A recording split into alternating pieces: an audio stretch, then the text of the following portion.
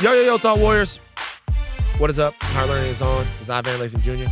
And it's me, Rachel and Lindsay. Sydney Sweeney. Get right into the quick hitters. Fuck it. Get right into the quick hitters. We were supposed to have guests on the show today. We were. But we're going to have them later. Who are the guests? The Yestergays. The Yestergays. Blakely Thornton and Justin Sylvester. Blakely Thornton. Blakely with the Blakely? B. Mm-hmm. Blakely Thornton and Justin Sylvester. Did I tell you I ran into Justin Sylvester? I hear y'all are neighbors. Ish. Yeah. Neighbors once removed. Ish. Justin Sylvester might have been doing a walk of shame. No. Don't put his business out there. When I saw him. He's in a very happy relationship. Sydney Sweeney. Look, we're gonna get straight into the quick hitters. Got a lot of stuff. Nothing super important to talk about on the show today, but a lot of stuff to discuss. We're starting off with quick hitters. Donnie, get us into what's going on with Sydney Sweeney. Yeah, American Eagle. They're trying to sell you jeans, but people are thinking, are they trying to sell us eugenics too? Genes are passed down from parents to offspring, often determining traits like hair color, personality, and even eye color. My genes are blue. Sydney Sweeney has very genes. So people got mad about this. They were very upset about the jeans thing. So there was a LinkedIn post. Mm-hmm. Ashleigh Sharpe, an executive at the brand, revealed how early conversations went with Sydney Sweeney. She said, during a Zoom call with Sydney Sweeney, we asked, how far do you want to push it? Without hesitation, she smirked and said, let's push it. I'm game. Our response, challenge accepted. I'm game. The star power of Sweeney and the double meaning behind the campaign has really pissed people off. They're comparing it to the Calvin Klein's ad back in the 80s. Like what? Which did the same thing. Like I'm in my Calvins? Like the only thing that gets between me and my Calvins is nothing or something like that. Or something, because you don't wear pants. And she was 15 and they were like, oh, it's so provocative for a young child. So for a child, so it's like similar, right? So similar how? That one was about sex stuff and this one seems to be about some Nazi shit. Similar as in there's outrage. I'm not saying the outrage is based on the same thing. It's just a provocative commercial. When you saw it, were you upset? This is something that's very interesting to me in society. This is one of those things that I would have never been mad about it until somebody told me that I needed to be mad about it. And that is an interesting thing in society, period. It used to just be stuff that the stuff will be out there and you'll look at it and you see it and you go, oh, okay, that's it. It's over. Cool, whatever. But that doesn't exist anymore. That exists. But now there's also a second part of this to where people go, hey, just to let you know, you should care. And that is an issue. That is a fundamentally different way to look at society. Like when something actually doesn't bother you when you first see it, and then someone goes, this is the reason why something should bother you. And now people have to decide whether or not they're bothered or not. I am not bothered by this at all. Mm-hmm. But when people list the reasons why they are bothered, I'm kind of like, makes sense. Why were you not bothered? Because you don't wear American Eagle? Because you're not a big Sydney Sweeney fan? Because you never would have even noticed the commercial? Like, I'm curious and then I'm curious on the other end because you're not a person who's like, if somebody tells you to be something or do something, you're going to do it. So obviously when somebody pointed it out, you were like, all right, this is something to be upset about. Well, the reason why it didn't bother me at first is because I didn't take it the way she was saying it. Oh, the jeans. Nah, I took it as jeans for her, meaning she's pretty. Okay. I didn't necessarily take it as jeans, meaning I am white and Aryan and pure as the German snow and all of that stuff. And I didn't take it as being that. I took it as, hey, there is a combination of genetic factors that make me a desirable person. And this is the type of thing that she's playing on, that it's like jeans are jeans that you wear. And also jeans are jeans that make you hot. Mm-hmm. So I just looked at it as that. And people were like, oh, these are all the things that she's saying. And when you look at it that way, it's like, yeah, it's kind of fucked up. But I'm going to stop being mad about things that people tell me I should be mad about if it doesn't really bother me. But this one did. It didn't. I am not concerned with this ad. Oh, I'm only saying that because you said you didn't get mad until somebody told you to get mad. I didn't even, let me put that a better way. I didn't even think about this as a thing until somebody brought it up. I'm not going to say that other people can't go, hey, this is why we should pull this apart and get more into it. But I don't really see the need to kind of get into this. It doesn't bother me at all. For me, when I saw it, I was like, huh. I knew what they were doing. I immediately thought of Brooke Shields in the Calvin Klein jeans ad. But I guess I understood it. I'm not going to say I agreed with it, but I knew what they were doing. I think that the goal was, who's talking about American Eagle? Who's talking about the last commercial they saw? Who's talking about their favorite pair of jeans this way?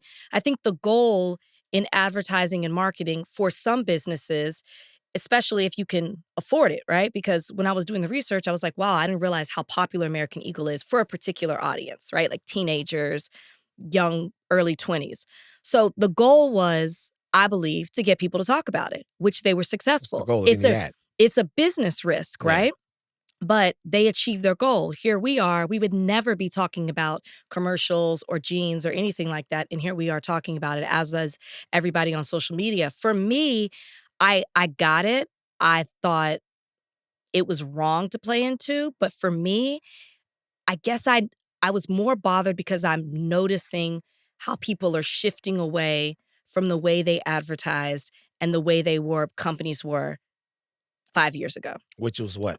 Well, they were more concerned about checking boxes or diversity and inclusion. So it was important for consumers to see themselves represented in ads. It was important to see somebody who was showcasing, you saw all the lines started to include people of plus sizes. They started to have lines of plus sizes. You would see people of different colors, of different ages, so people would say, hey, I see myself in this business, this ad, I want to now purchase it. I think that's gone away. And when I see an ad like this that was willing to step into this space as we move from the Black Lives Matter era into the Trump MAGA era, they felt empowered that they could take this risk and do this. They would have never done this 5 years ago. So to me, the problem is you're going, as companies get away with their DEI programs, as they start to, I guess, feel empowered by under the current administration, we're seeing people go back to the way they used to advertise, which is however they want or however they see fit, instead of feeling like they have to check certain boxes. That, to me, I feel like is more problematic. You're smirking at me. You don't care. No.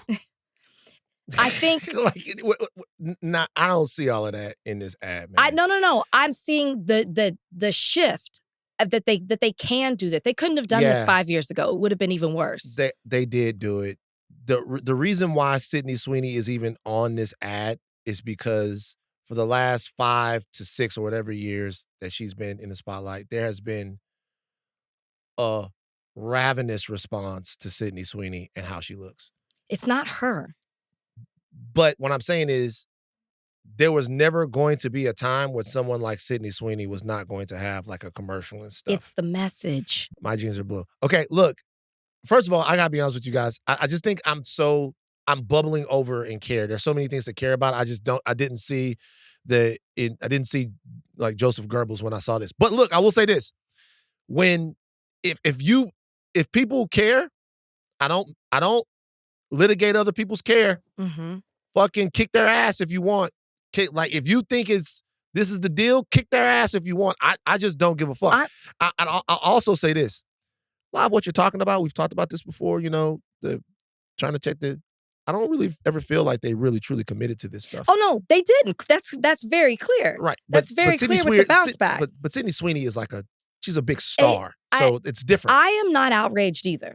I'm really not. Right. But I understand why people are, and I see the shift and I see where things are headed. I mean, there was an outcry about people were very upset that they didn't see themselves in certain brands. Then there was a response to that. That became the trend. I think we're shifting in the trend, and I think the current environment, I think it's just worth pointing out that I see what's happening. And to your point, you're right. I never felt like they fully committed, which is why it was so easy to bounce back. And I also think it points to American Eagle is for the generation behind us. I don't think the generation behind us is as, even though there's outrage on public, because it's like for teenagers, right? So you're stepping into Gen Alpha. I think that they're more concerned about an it girl, Sydney Sweeney, and wanting to like relate to her, not relate to her, but wanting to be like her, wanting to wear the jeans, wanting to look like her, and post that on social media. I think that's what that generation's for, and that's who they know they can do that for that audience. That's what they were doing. A couple things I'll say before we leave. Number one, there are so many different conversations that I can't keep up with them. There's also a conversation right now about the all-black Ralph Lauren stuff, right? Oh yeah, right. So the Oaks Bluff Martha Vineyards line that's right. promoting HBCUs. So that is all black, right? Is black people, all black people, but there's a conversation inside of Black America that it's not the right black people, that it's not the proper black people, that it's not a true reflection of how black people wear polo. I gotta be honest with you, I kind of see it. When somebody says that's not the way we wear polo, shout out to my cousin Rara, who would literally go, he'd take $150 and go to the store and get 3 things. It would be a polo hat, a polo shirt, and some underwear. I'd be like, bro, you got to get more out of the $150, bro. You can't just, but he'd get the hat to match and all of that stuff. That's right. That's a deal. He got all that for $150 a polo? Yeah, you can get the polo. He get the polo hat. Because polo is expensive. You get the polo hat, and then you get the polo shirt. It's probably like $75 each, or maybe the shirt was $75, and then maybe the hat was $40, and then he gets some polo underwear. And then he would polo it out. 3 things, $150, $160, whatever. Shout out to Rara. But like even that, you put an ad out. If the ad does not thread an incredibly specific needle, or if it is any way people believe that it's off code, we're going to have it's so interesting 15-day conversation about that. Yeah, it is. It does showcase blackness. It just showcases, black people aren't a monolith, so it shows another side of black culture, which now it's sparked all this debate about black elites and Jack and Jill, and it's like I see it everywhere. But see, you get the Oak Bluff stuff. Yeah, I was in Jack and Jill. I understand it. Like a lot of people. But think about what I'm thinking about. The deal is, I'm not from that. No, I get it. And not only am I not from it, I hate it. I hate understand the Jack and Jill black nigga shit. Why do you hate it? Because number one, I have an intrinsic hate for hierarchy. Okay. And why do you think it's a hierarchy? I think it's important. No. It is. No. Because I'm not gonna I wrote an essay on it in my book, so I'm not necessarily disagreeing with you because I talked about this. I talked about elitism within Jack and Jill. But for the audience's purpose, because this is a hot topic right now, especially in our community, everybody is talking about their Jack and Jill experience, or being Jack and Jill adjacent, or like you, despising what it is. So talk about why you feel it's a hierarchy and why you hate it. I hate it because there is the one thing that is not worse. The one thing that bothers me as much as white supremacy is black hierarchy, because it erodes solidarity. Mm-hmm. And I believe that the saving grace of black people in America is solidarity. And when hierarchy affects solidarity, it is injected with all of these things that are distinct byproducts of white supremacy, capitalism, gangster capital. I'm better than you. I got more money than you. I got this. I got that. I got all of this stuff. And I think that income inequality, cultural inequality amongst black people, I look at it as a specific and very direct sin. And I'm just being honest. I don't like niggas like that. And I never have. And so you co-host with one of them. Well, I mean, look, the reality, we're different. When I say I don't like them, I'm not saying that I don't like them personally. I'm saying that that's not my type of shit. Well, I didn't have a choice, my parents put me in it. But I agree with you. Like I said, I wrote an essay about it. I don't like elitist. I don't know why can I say this word. What was in the essay, by the way? I talked about my time in Jack and Jill. And it was elitist inside there? I feel like what it stands for as a whole, because the way, like, it's like when people would ask me, like my white friends at school would be like, what's Jack and Jill? Because I'd have to go to a Jack and Jill event or something or teen conference. They're like, what is it? And I would always be like, it's the best way that I can describe it to y'all is like a country club for Black folks. But It's not for me. I'm not even doing a disservice. I understand why my parents put me in it because, yeah, I grew up in a Black neighborhood. I went to a Black church, but the majority of the time that I was spending was at a predominantly white school. And so I understood the purpose of, because what Jack and Jill, the reason I talked about it as elite, why can I not say this word? You're doing fine to me. I hear you saying elitist. Elitism? No, you're trying to say elitism? Elitism. Elitism, yeah. It sounds like you're saying elitism. I know, but I keep you're saying getting- elitist, you're doing fine. There was another word on the podcast one time I could not get I have into. problems with words sometimes. Yeah. The reason I felt that way is because of how you get in. So there's that you have to be nominated in. A family has to bring you in. Of course, they look at. So I have an issue with that. No. I'm not disagreeing with you. It's some I talk paper about bag that, testing as. But what they stand for of the way that the civic duty and the cultural engagement and community service and stuff like that as kids, because that's what we did.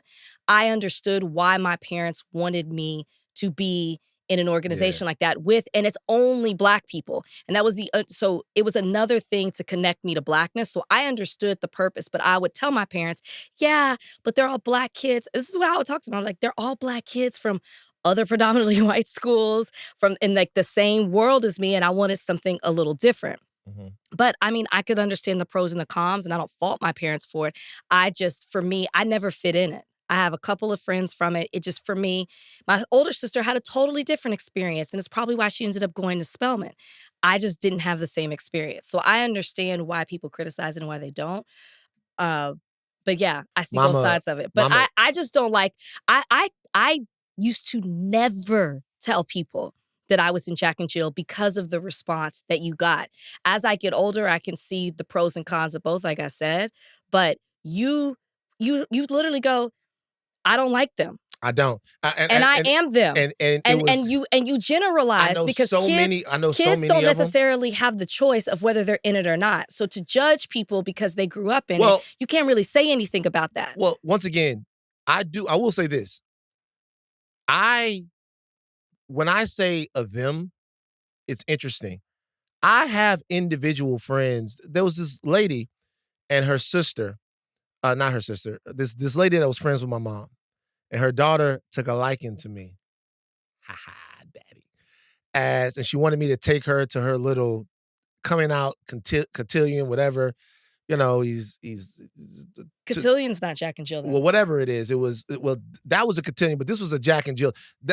She wanted me to accompany her to something. Says, hey, the son is Crystal, your son's 6'4", he's tall, she likes him, all of that stuff like that. And I told him, I'm like, they're not gonna like me when I get there. They're not gonna like me because I'm gonna fuck over them. I'm gonna be there fucking over them and talking about how us Popeyes eating salt of the earth niggas are.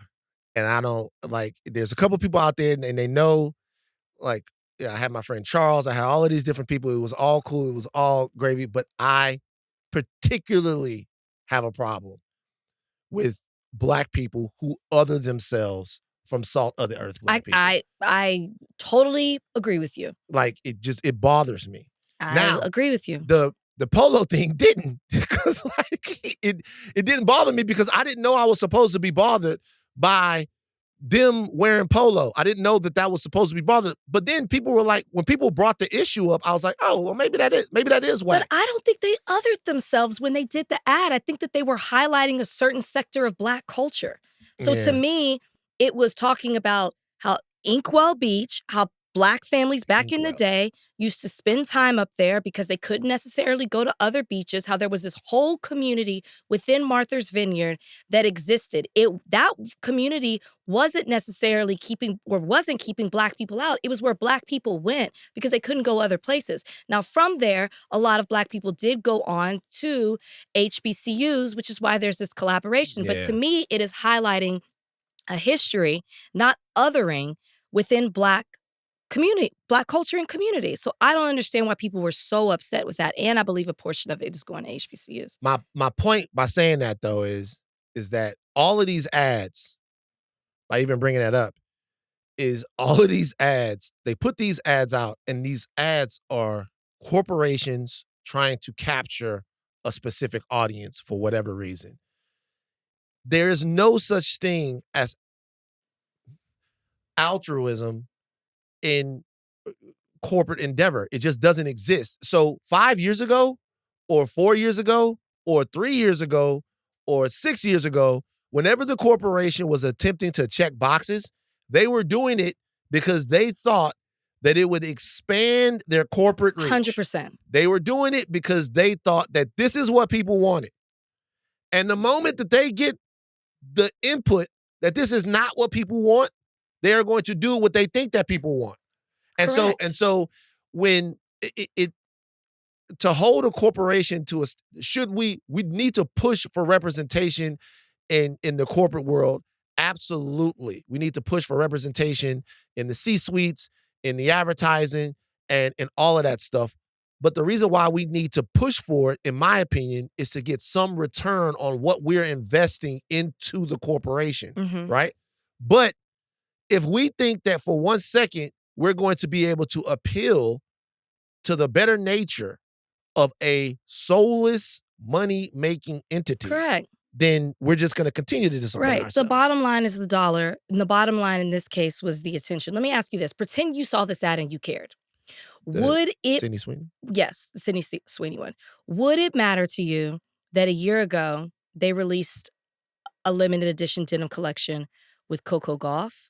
Would it matter to you that this company, American Eagle, has an ongoing diversity, equity, and inclusion program that is geared toward its employees? And would it matter to you that, I guess a couple of days before they announced the Sydney Sweeney campaign, that they named the latest recipients of its scholarship award for employees who are driving anti-racism, equality, and social justice initiatives? Would that matter to you? Are you describing American Eagle or the Nation of Islam? God Would damn, American Eagle woke as shit, right? American Eagle trying to have it both ways. It was interesting to me. I was like, oh, well, I'm not giving them a pass. I just thought... I'm not giving them a pass. Even that shit that they doing is because they're doing it as good corporate... The only reason I bring it up is because everybody's like, oh my gosh, this, and this. And then as I looked into it, I was like, okay, well, they actually still have their DEI program. I'm not giving them a pass. I'm just saying, I'm just doing some research and just adding a little color to the topic. Look, I'm not going to tell y'all can't care. But I'm saying that this didn't move. It didn't bother me. I'm not going to say that y'all can't care. You know, we should do a whole episode on Jack and Jill and Black elitism and all of that stuff. That's actually a good topic. Yeah, we should, especially because we have two different perspectives. Yeah. When it comes to it. Like you know. Name another organization. So that's the only one I know. That's the only one that they had. By the way, I didn't even learn about it. Let me tell you real quick about the Jack and Jill. I didn't even know what it was. Okay. And then when I learned about it, it's maybe like 14 or something like that. I learned about it. I was like, why would they have that? The moment that I learned about it, the hate started. There was a Baton Rouge chapter? I don't know if there was a Baton Rouge chapter or a Louisiana chapter or whatever, or if people were talking about it just from a philosophical step. I was like, why would they have that? Why would they have a club for the fancy niggas to go into and to like hang out and not? And then I was Do you consider sororities and fraternities that too? Because there's a process and you got to apply. And you got to have letters, and they pick and choose. And I've seen it. I've seen the good and the bad part of it, being on both sides of it, being chosen and choosing. And I see what goes behind it. So this is why it's a bigger conversation. Because I'm curious what you think about. So I don't think that sororities and fraternities are anything. I'll tell you why. It's not much different. It's a lot different. Okay. To me, it's a lot different because of the sororities and the fraternities. To me, do you know how many people I know that are in sororities and in fraternities who are just like me have similar backgrounds or even come from more depressed and deprived places, right? Mm-hmm. Like you can get to college on a football scholarship and end up deciding you want to play as Q. You can. So but here's the thing: you're a football player. There's another level to it. So like they might be had that person not been an athlete who's deemed a certain status on campus, they might not have chosen them. This is what I'm saying. But hold on for a second. Hold on. Just let me finish this real quick. Southern has open enrollment, right? Or at least it did when I was going there. So anybody could go to Southern. The HBCU, particularly the one like Southern University, what they're doing is so important because they are taking people who, in my opinion, this is why the HBCU, particularly the HBCUs like Southern, they are taking people who would not have an opportunity at higher education and putting them in essentially a cultural incubator. And that cultural incubator is a place where your professors care about you a little bit more, where you get more face time with them, where you get an understanding of self. You get to be around different types of Black people. You get to talk about the Black experience, debate it, right? Mm-hmm, mm-hmm. And over that time, you evolve. Yeah. I know people that have gone into college as people that were curious about college and then ended up college students. And then once you become a college student, you get curious about college life and about things that are outside of it. Mm-hmm. And then those people, a lot of time, join sororities or fraternities. I know people that went to 4 different Kappa informationals before they got on the Kappa line. Yeah. Right? Yeah. But the thing is that whatever those organizations, and I don't know them, you would have to tell me, whatever those organizations choose from, I would assume that they're not trying to be elitist in the way that they're choosing those people. People are people. They like it's because if they are, I know some Qs that probably shouldn't have made it. Maybe so. And some alphas that probably shouldn't have made it because they're not elitist at all. The thing is it's hard to be objective about it because every chapter is different. For example, you go back to Jack and Jill, there was a North Dallas chapter, there was a Dallas chapter. I was in the Dallas chapter. The Dallas chapter didn't have, not everybody went to private school. My best friend to this day, shout out to Mark Simmons, went to DeSoto, and thank God he did because it opened my world up to a totally different experience. But what I'm saying is every chapter is different, just like every person within the chapter is different. Same thing goes for sororities and fraternities. Exact same thing. But I think this points to why we should have a deeper conversation. Because there's links, there's the boule, there's so many different things out there. How many poor people are in the Jack and Jill? Oh, I could never answer that. But just like sororities and fraternities, you had to pay dues. And I'll say this, even on my line, where there were people who could not afford it, the ones who could, because you're a line, had to pay for them, had to step up and pay for them. So I've heard about that before. I've heard about alumni. Yeah, like a sponsor. You get a sponsor, 100%. You get people, but they would make a way. But there are people in Jack and Jill who cannot pay their dues. It's a club. It's a club. So we can move on. This was not quick here at all. If you're telling me that there's elitism in the sorority and fraternities, I guess I understand it. I didn't look at it as elitism. I looked at it as exclusivity, and those two things aren't necessarily different. But they can be the same. They can be the same, but exclusivity means that you want somebody that might be specific to what it is that you're looking for. You don't let everybody in. Elitism is you only let the rich people in. Those two things, if you have a club and you want a specific type of person in your club, that's fine. I have no problem with that. But if you have a club and you only want rich, well-to-do people in your club, to me, that's social engineering. And I don't like that type of shit. All right. Anyway. Very interesting. It's super interesting. Jack and Jill. Especially, we should have thought of this a long time ago because, and we used to, I feel like, at the beginning of the podcast because we just came up in different ways. We used to prank call country clubs when prank call used to be such a fun thing. It was thing. We just didn't like country clubs, and me and Ryan and them. Ryan even went to U High with his little. I was never in a country. But club. we used to prank call country clubs and just fuck with country clubs, just fuck with the people, fuck with them. Anyway, this feels like a good transition. the Ari Lennox Donnie topic. said, "Shut the fuck up." Fuck you guys. No, Donnie we're talking said. intra-community culture Donnie said. conversations. Ari Lennox, she did a radio interview recently, and she was talking about Martin and how some of the jokes geared towards Pam hit a nerve with her growing up as a dark-skinned Black girl.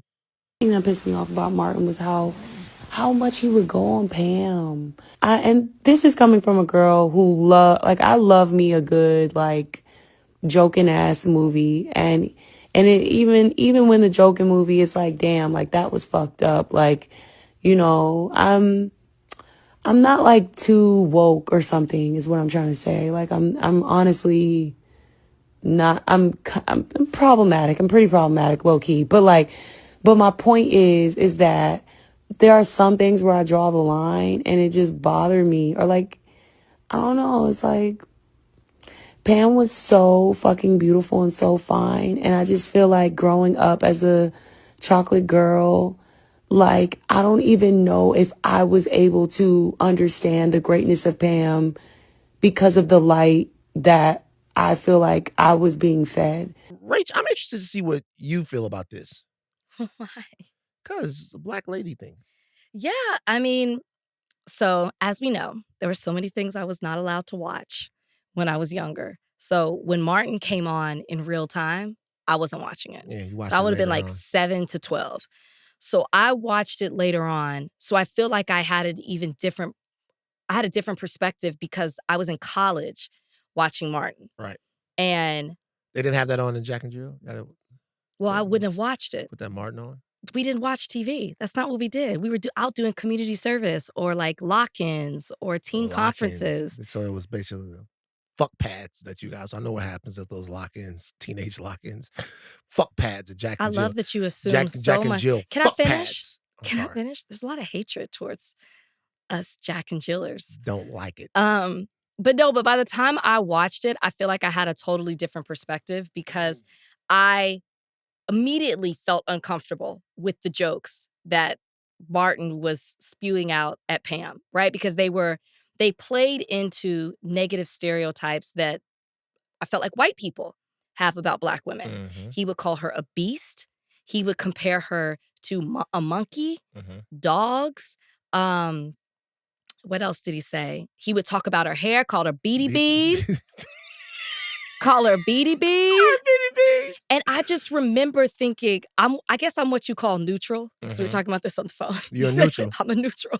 Because we got to talk about light skin, dark skin, and neutral. The light skin is having their I'm a revenge right neutral. now. Yeah. But I just remember thinking, man, if I look like Pam, just in general as a Black woman, I don't want to see a Black woman put down anyway, but like an Ari saying she saw herself in Pam and then she saw how Pam was discussed. Only by Martin, though, on the show. So I understand exactly what Ari's saying. But I will say a little pushback. Outside of Martin, Pam was adored by men on the show. There were men that were... She was fine as shit. That's what I'm saying. I'm pushing back a little bit on what Ari was saying because she said she would watch it and get sad. If you only focused on Martin, which I'd still hold true that I think he was wrong in how he did it, I didn't find it funny. It wasn't like Kyle and Maxine on Living Single. They were funny and they didn't play in the weeds like this. But if you look at Pam in relation to all the other men on the show, men were always coming for her, always telling her how fine she was. She was always dating somebody. And then we saw the relationship with her and Tommy on the show. Mm-hmm. So there was, if you step back, you really saw Pam adored on the show. And I think I would feel a certain way even more so if Pam was getting it from everybody on the show, but she wasn't. And then for the people who say, well, Gina got it too, he chose Gina. So at the end of the day, if he's talking about calling Gina Libright or talking about her head, he still chose to be with her. So he looked at Gina a certain way from Pam. But I do understand what she said because I felt uncomfortable watching Martin talk about Pam. I mean, it's how she feels. Mm-hmm. So you can't tell her how she's supposed to feel. If she looked at it and it made her uncomfortable, then it made her uncomfortable. Once again, just like the topic before, if you look at something and it makes you uncomfortable, you are completely within your rights to feel like this is fucked up.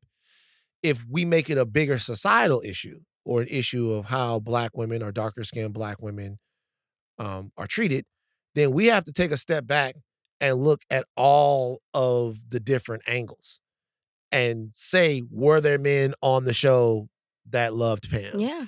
Was Pam always the one looking for a man that could never find one? Was Pam positioned as something less than Gina or less than other women? Did Pam get a chance to get back at Martin? Or did she make fun of Martin? Did she give as well as she got? Which anyone who watched the show would say yes. It is one thing to say, for any one person to say, I felt this way because this portrayal of this character had a very, had a real impact on me. This is the way I felt. Mm-hmm. There are plenty of things that I look at it and I go, it's fat shit. It'll be fat shit. Well, I'll be looking at somebody that'll be fat and they'll be treated a certain way. And I'll be like, God damn, man. This is, as having been the fat nigga of the crew before, like, I understand how this person must feel. But if you want to make that a larger societal critique of something, then that's when all of the different angles of this show or product are going to be very fairly brought up. Mm-hmm. And that doesn't mean that it absolves the criticism or absolves the show from criticism. It just means that right away becomes a larger conversation. Mm-hmm. Because there would be a way to where Pam, because she is a Black woman, would have been a completely undesirable, powerless character on that show.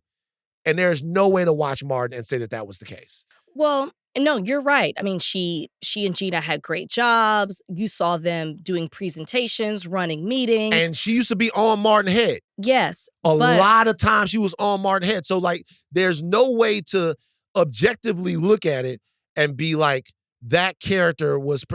No, I'm not saying object. You can look at it that way. But if we're going to look at it that way, we'd have to consider a whole bunch of things other than just the way it made one person feel. Right, which is what I was doing. But I will say it is easy to talk about it objectively now as adults who can make that distinction. But as a kid watching it and other kids are watching it, Ari looks at Pam and she sees her Tashina Arnold and sees herself. And then so do maybe the kids at school are like, oh, Ari looks like Pam. Well, then what are they going to do? They're going to take those same jokes and make fun of Ari like Martin makes fun of Pam. So no, I'm just giving life to it. I think it's easy. You know, what here on the show, we have a bigger conversation about it. But to Ari's point, at that age, we weren't making that kind of distinction. Well, I mean, but at that age, to be honest with you, we weren't making any distinctions. We were just laughing or not laughing. Right. And then taking it and using it, applying it to life. Whatever. Like you laugh at Tommy because he don't have the job. You laugh at everybody had their own little thing. The show, it's a black show. So the jokes that come out, you know, something else that kind of that interests me about this. Shows like Martin and shows like Living Single, they assume a cultural safety that we do not and cannot assume anymore. So a lot of times, if you are in amongst a group of Black people, a lot of Black people around, it's your family, it's your friends, it's people you know and love or just have some type of connection to. Jokes like that fly. 100%. Jokes like that come out. That's why we have thick skin. And so when you're watching it on TV, you understand the jokes because these people are all together. You get kind of the dynamic that exists. But man, I'll go back to it. Since we have been told about the specific dangers of every type of speech, of every type of action, of every type of discussion, we have gone back and been like, maybe we weren't so safe. Maybe there was never that type of safety. Maybe it doesn't exist. Maybe it's a figment of our imagination. We were just hardened to it. Or we were just used to it. Or maybe we were used to it, or maybe there was a time that we just let some shit go to where it was like, you give me your shit, I give me... I don't know how to really... I think we have bigger issues. We still do, but what I'm saying is, all of the stuff. There was so much stuff back in the day, right? that just assumed that we were okay when we were together. Mhm. And I think that we are starting to litigate that. We're starting to go, well, maybe we're not. Maybe we never were. We're certainly not today. Maybe there were always these terrible, ridiculous, bad actors, and Martin had an entrenched hatred for Black women, and that's why he was taking it out on Pam, because women feel like now, Black women feel like now, that there's an entrenched psychological underlying hatred for them that Black men have displayed over the last, and it's actually presenting itself as jokes when there's something under there. So we're now going back and asking all of these questions when that's definitely a possibility, but then there was also a possibility that they was just playing with each other. Well, and can I just add to that? Yes. And can I add to that? He said Pam had BDBs. We never saw a BDB. You know what I mean? That's what he called her. Yeah. He said Pam was a beast and all that. Pam was beautiful. Yeah. Like, we never saw all those things. And I'm repeating myself, But he was short with big ears and the host and all of the shit. Yes. And what I'll say to that is the things that he was getting made fun of can be spread across to men in general, right? There are short men. There are men with big ears. He was making specific attacks against her that are only particular to Black women, or stereotypes specifically towards Black women. Like nappy hair. But That's only Black women, right? yes, but Black men don't have nappy hair. okay.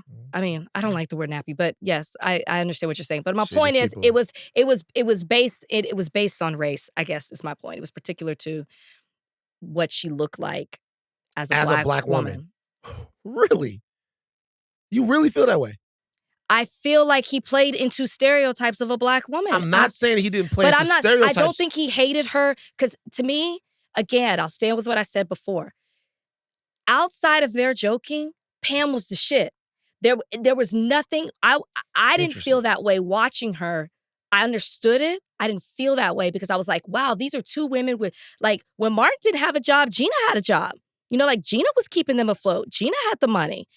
So I saw that kind of stuff. But again, I was watching it as a college student.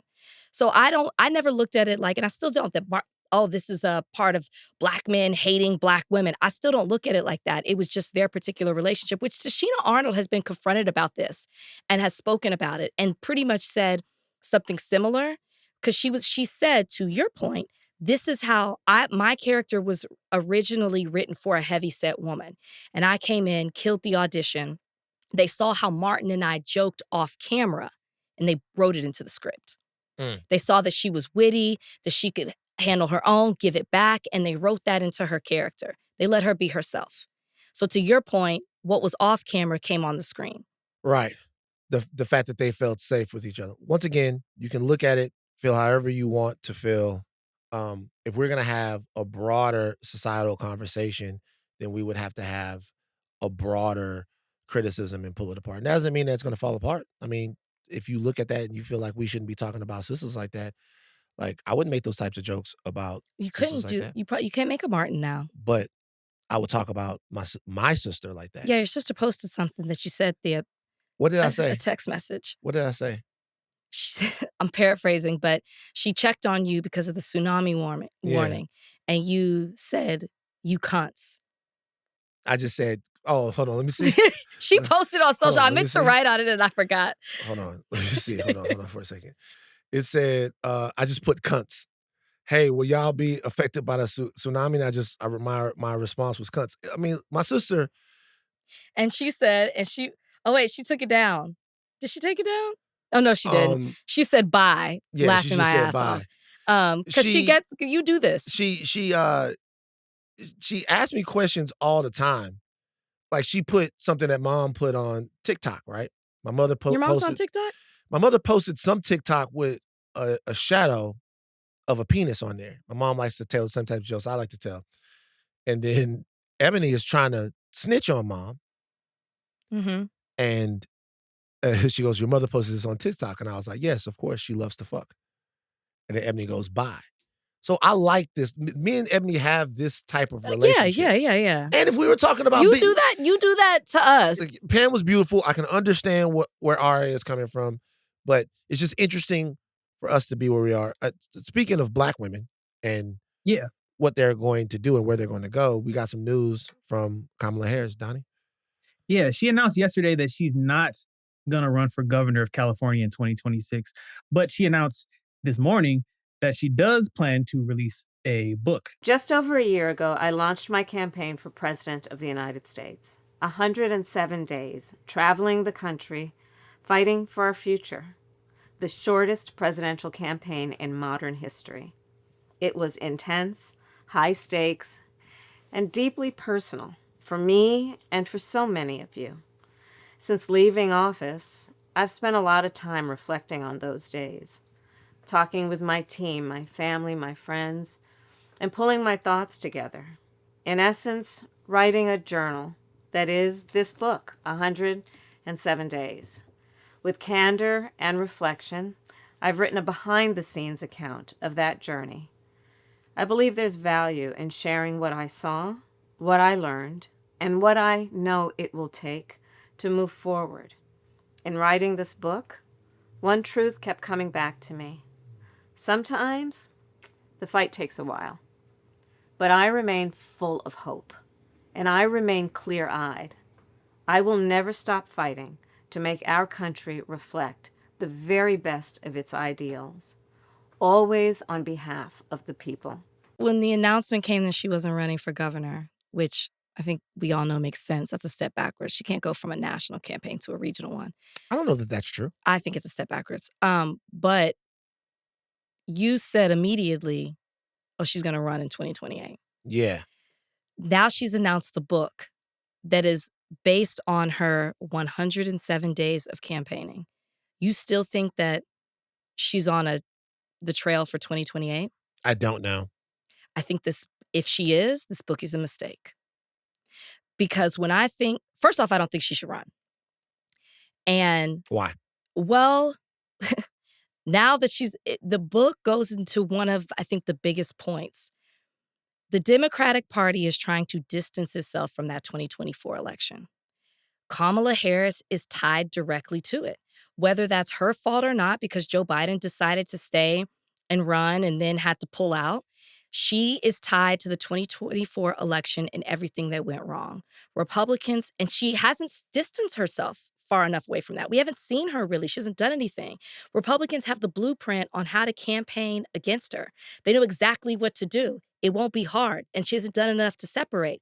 Now she's coming out with the book 107 Days, which is literally going to have us relitigating, discussing everything that happened right, wrong, in between, and regarding that election. So it once again ties her back to 2024 when I feel like the party is trying so hard. They still they haven't figured out how to do it, but it's trying so hard to separate themselves from the disaster of 2024. And I don't think you can do that and have her tied to a 2028 campaign. Also, the people that, she was looking at for vice president are the people who are rumored to be putting their name in the hat for 2028. I just think that, unfortunately, the timing was wrong for her in 2024, and the odds were so against her that I think it's taken away any future opportunity that she has. She would have to do a hell of a campaign to truly, unless this book is like the jumping off point for that. Yeah, I mean, she has to totally shit on what happened before. I can't see it happening. Two things. One, I don't think that there's a purpose to write the book unless the book would be critical of changing the perception. Well, critical of the way that the 2024 election shook out. And when I mean critical, I mean a book talking about who didn't support her, a book talking about some of the people that behind the scenes were probably working to depower her. A real look into what actually happened. I think that there's a way to look at this that says perhaps the book is a palate cleanser not a necessarily why things went wrong type of situation, but a look what I was up against type of situation. This is what happened then. This is when it should have happened. This is how it could have happened. This is when I knew I was going to be running. These are the people who are on my side. These were the people who weren't on my side. And more importantly with the book, this is how I could have won. If, in fact, I was going to win, this is how I could have won. This is why I picked Tim Walz and not Josh Shapiro. This is why these things that people had big questions about, this is why I answered that question the way I answered it on The View, and this is the way I should have answered it, and all of that. It could be almost a palate cleanser to maybe get her back to zero. I do think that I don't agree that it would have been a step backwards for her to be the governor of California. I don't think that at all. As a matter of fact, I think it would have been a massive step forward for her in her career. Because she would have been the executive of one of the largest economies in the world. She's the governor of California, right? If she would have, first of all, she doesn't have to run for governor of California. She doesn't want to run for governor of California. She don't want to do it. She wants to do it, right? She doesn't have to do anything. She wants to write a book. She'll write a book, do whatever she wants. However, I could make an argument that being the government of California actually has a lot more utility and is a more important position in American politics than being a vice president.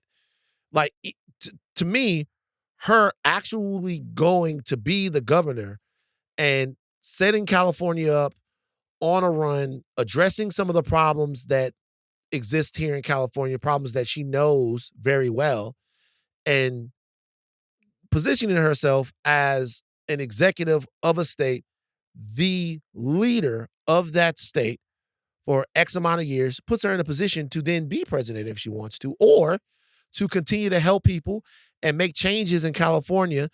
Not that California is in a place a lot of people say that it's in, but I think that would have been something that I would have been super stoked for her to do. And I don't think it would have been a step back in any way, shape, or form. I don't know whether or not she's going to run for president. I have no idea. I don't think that the Democrats want her to run for president. I don't think that anyone wants to see her on the ticket in 2028. I think that what the Democrats want in 2028 is the whitest white guy that they can pass to the left as possible. To the right. To the left. Oh, pass to the left. Yeah, okay, I think they want. I got you. I think the right is cool with white people. I think they want the whitest white guy that the left will accept. And whoever is able to prove themselves to be that will probably be the nominee for the Democrats in 2028. Or maybe Wes Moore can sneak in there or somebody like that. But they want someone that can be white and not offend the sensibilities of the left. And be acceptable to a moderate, independent, or... Well, that's the white part. But let me just say this, two things. I do not agree with you about her being governor, and I understand the power that she would have as governor of a state like California, but we have seen her be, and I know these are different positions, but she has been the attorney general. She has been a senator for California. She was the attorney general of California. That's what I said. She's been an attorney. I know, but being the governor of California can is I a finish? bigger deal. I said they're different positions. Right. But I'm saying her holding another position different with more power, I do not believe changes it. So she was the attorney general, she was senator for California, and she was the vice president of the United States. People feel a certain way about Kamala like they do. Right. Despite the power that you have as the governor of California and its economy, there is still a perception that exists. And the perception is that's a step backwards. Even it is. The perception is that it is a step backwards. And I think that would be something that people would use against her should she campaign for, well, it wouldn't be 2028, it would be like 2032 or 36 or something like that. That's one point. And the second point I would say is, if she is planning on running in 2028 and she said she does what you said she'll do, or she may do in her book, in order to do that, she has to talk bad about the party. And that, in the long run, will not help her for 2028. Well, I'll tell you one thing, two things. Number one, being the governor is certainly a step back from being the president, but she's never been that. She's the vice And president. she's run twice. Right. It just looks, it's the perception. To me, it doesn't look bad at all, but I take your point. Secondly, if this book comes out and it is a puff piece or a glowy, flowery retelling of that campaign that in no way criticizes or gives us it's the end of Kamala Harris. Yeah. Because people are not going to accept, right, with everything that went on and with the stakes that we are currently living under and the dysfunction that we see, people want to know what the fuck happened. Yeah. And they want to know from her. A lot of people were kind of disappointed that she was writing a book. I am overjoyed to read this book. Yeah. I want to know from her what happened. And if this book if it reaffirms the Democratic Party's status quo, I will be more disappointed in her than I've ever been before in my life. I hope it doesn't. I'm afraid that it's going to toe the line just because we've seen Kamala Harris when she ran for president before. And even as vice president, we've seen her, and then running again, we've seen her flip-flop a little bit. And I'm interested. She's going to have to take a stance. And I'm curious and I'm scared of which one she is going to take. But what I do hope is that she decides to do more, not campaigns. What I hope she... You don't think Kamala Harris, that was an interesting criticism that was baked in there. The flip-flop? Yeah. Think she's a flip-flopper that doesn't take a stance? I think that in the end, she took a stance with the status quo. And I think that's very evident by the statement that she made on The View, that she wouldn't do anything different. You're going to have to do something different in this book. But we did when she first campaigned. That was the biggest thing. She had a big moment in the debate, and then people were calling her out on, you said this, and then you said this. She's going to have to take a stance with the book. And what I do hope is that you decide to do more podcasts, and I hope you come here. Because that was another criticism of her. I hope we will read the book, come here, discuss the book, talk about it. She'll have to, because I believe that she'll also be campaigning for the midterms, for 2026 midterms. And so, come on. Let's be honest about something real quick. Kamala Harris is not coming on Higher Learning. Let me tell you why. Let me tell you why Kamala Harris is not I'm not coming going on to Higher. choose to have a negative attitude about this. I'm going to be hopeful. It's not negative or positive. It doesn't.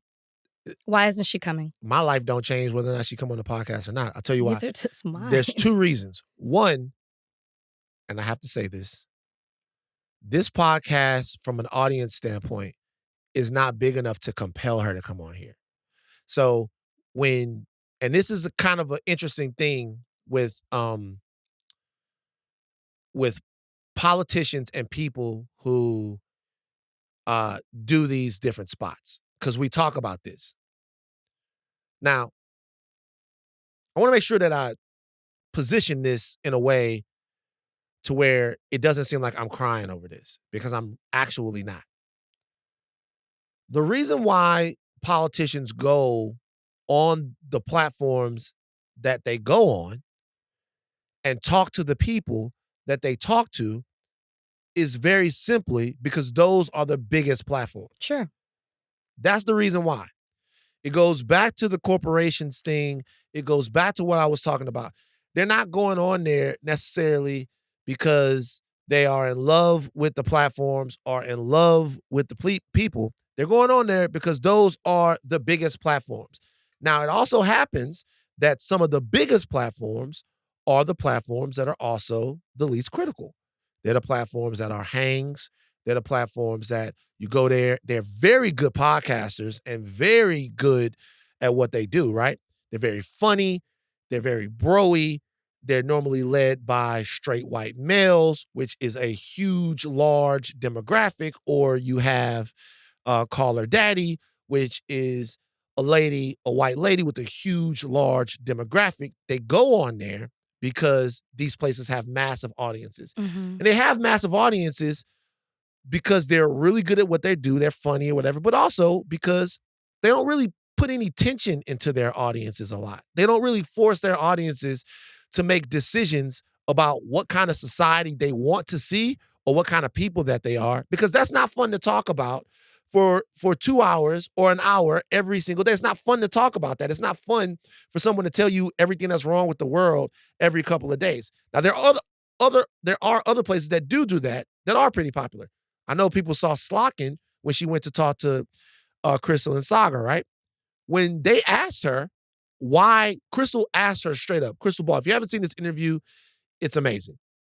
Alyssa Slockin went on Breaking Points, talked to Crystal and Saga, and Crystal fucked her up, right?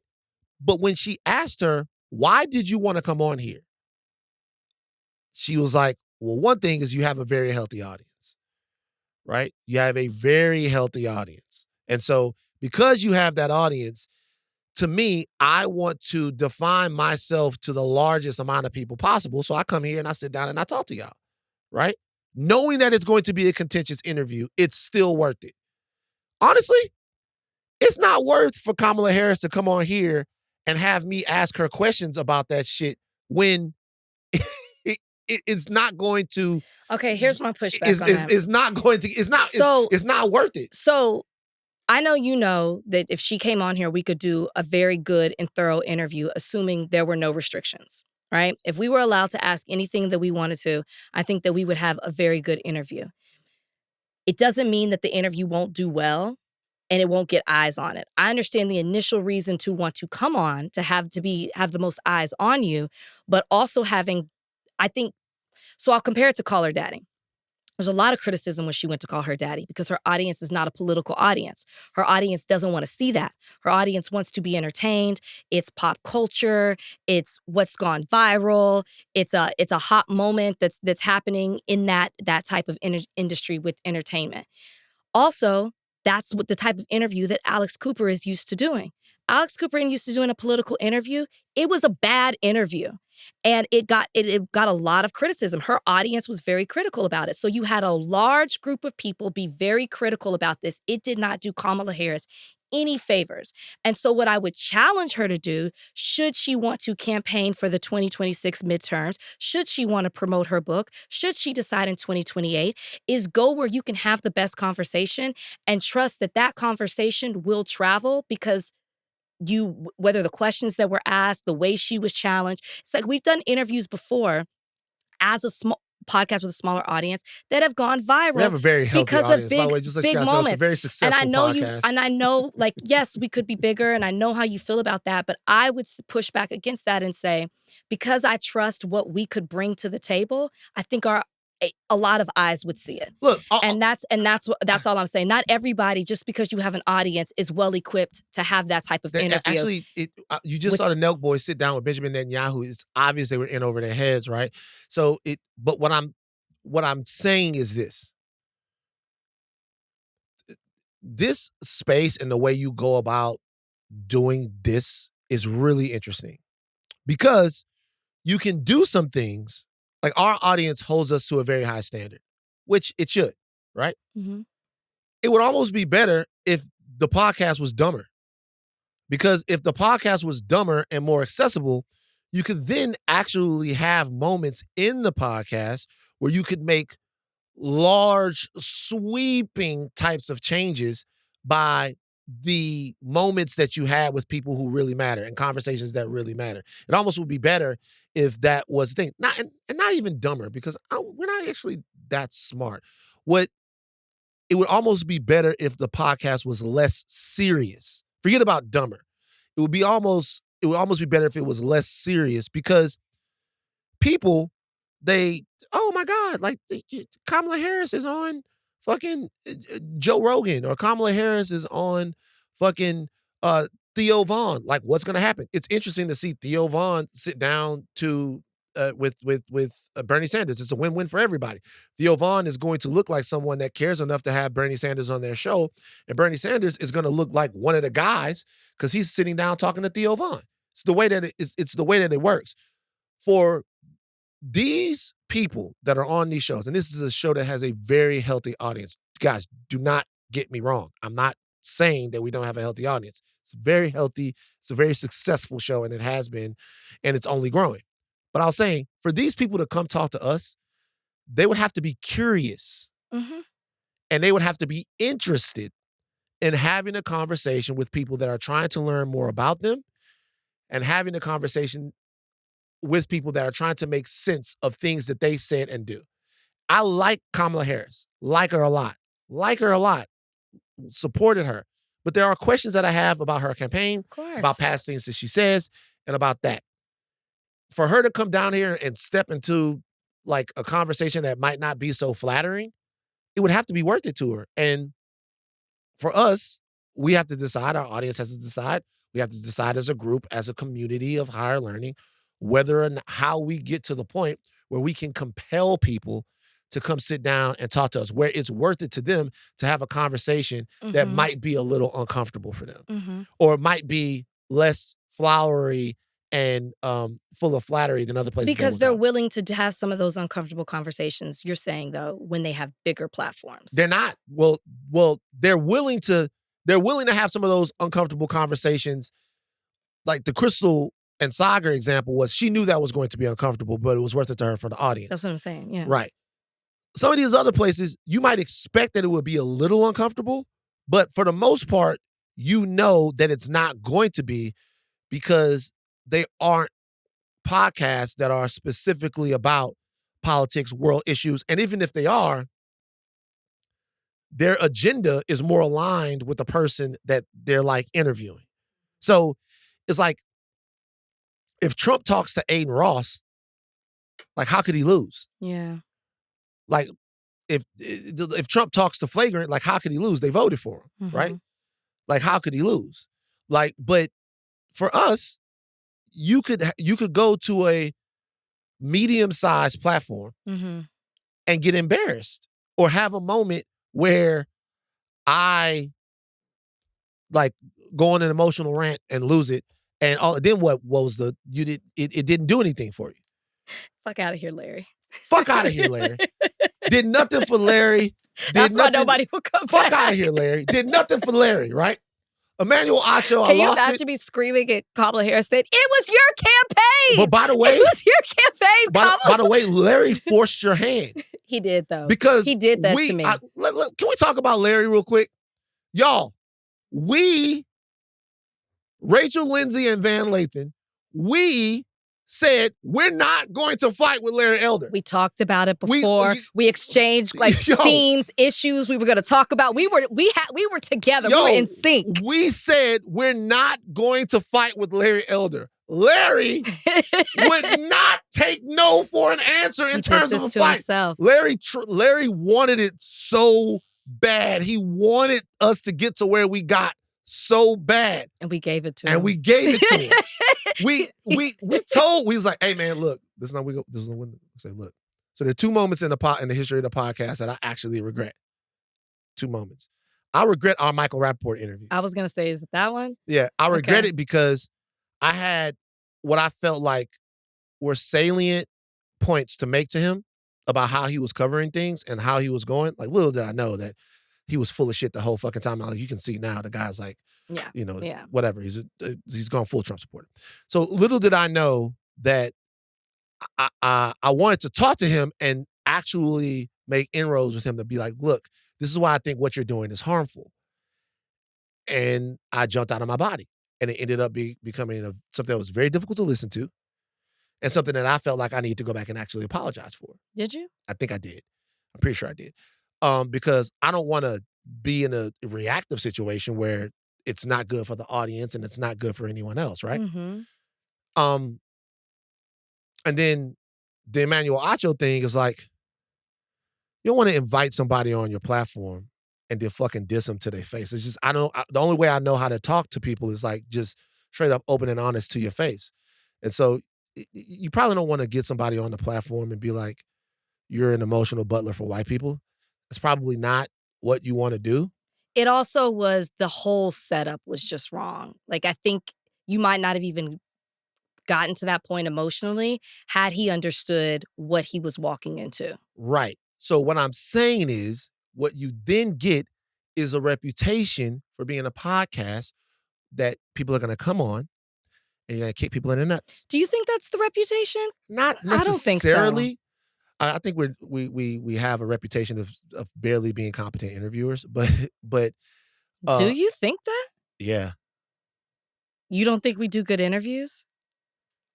I think we Okay, do, I but I don't think that I think we do. I think we have two different interviewing styles as well. well, we do, but okay, enough criticizing our Why? learning. Why? Who says we have incompetent? Incompetent is a strong word. So let me tell If you you. don't like the person we interviewed or the subject matter, fine. But to say incompetent, Look, that's rough. So by the way, this podcast to me, well, we've kind of gotten into a little whole existential thing, but this podcast to me is a family situation.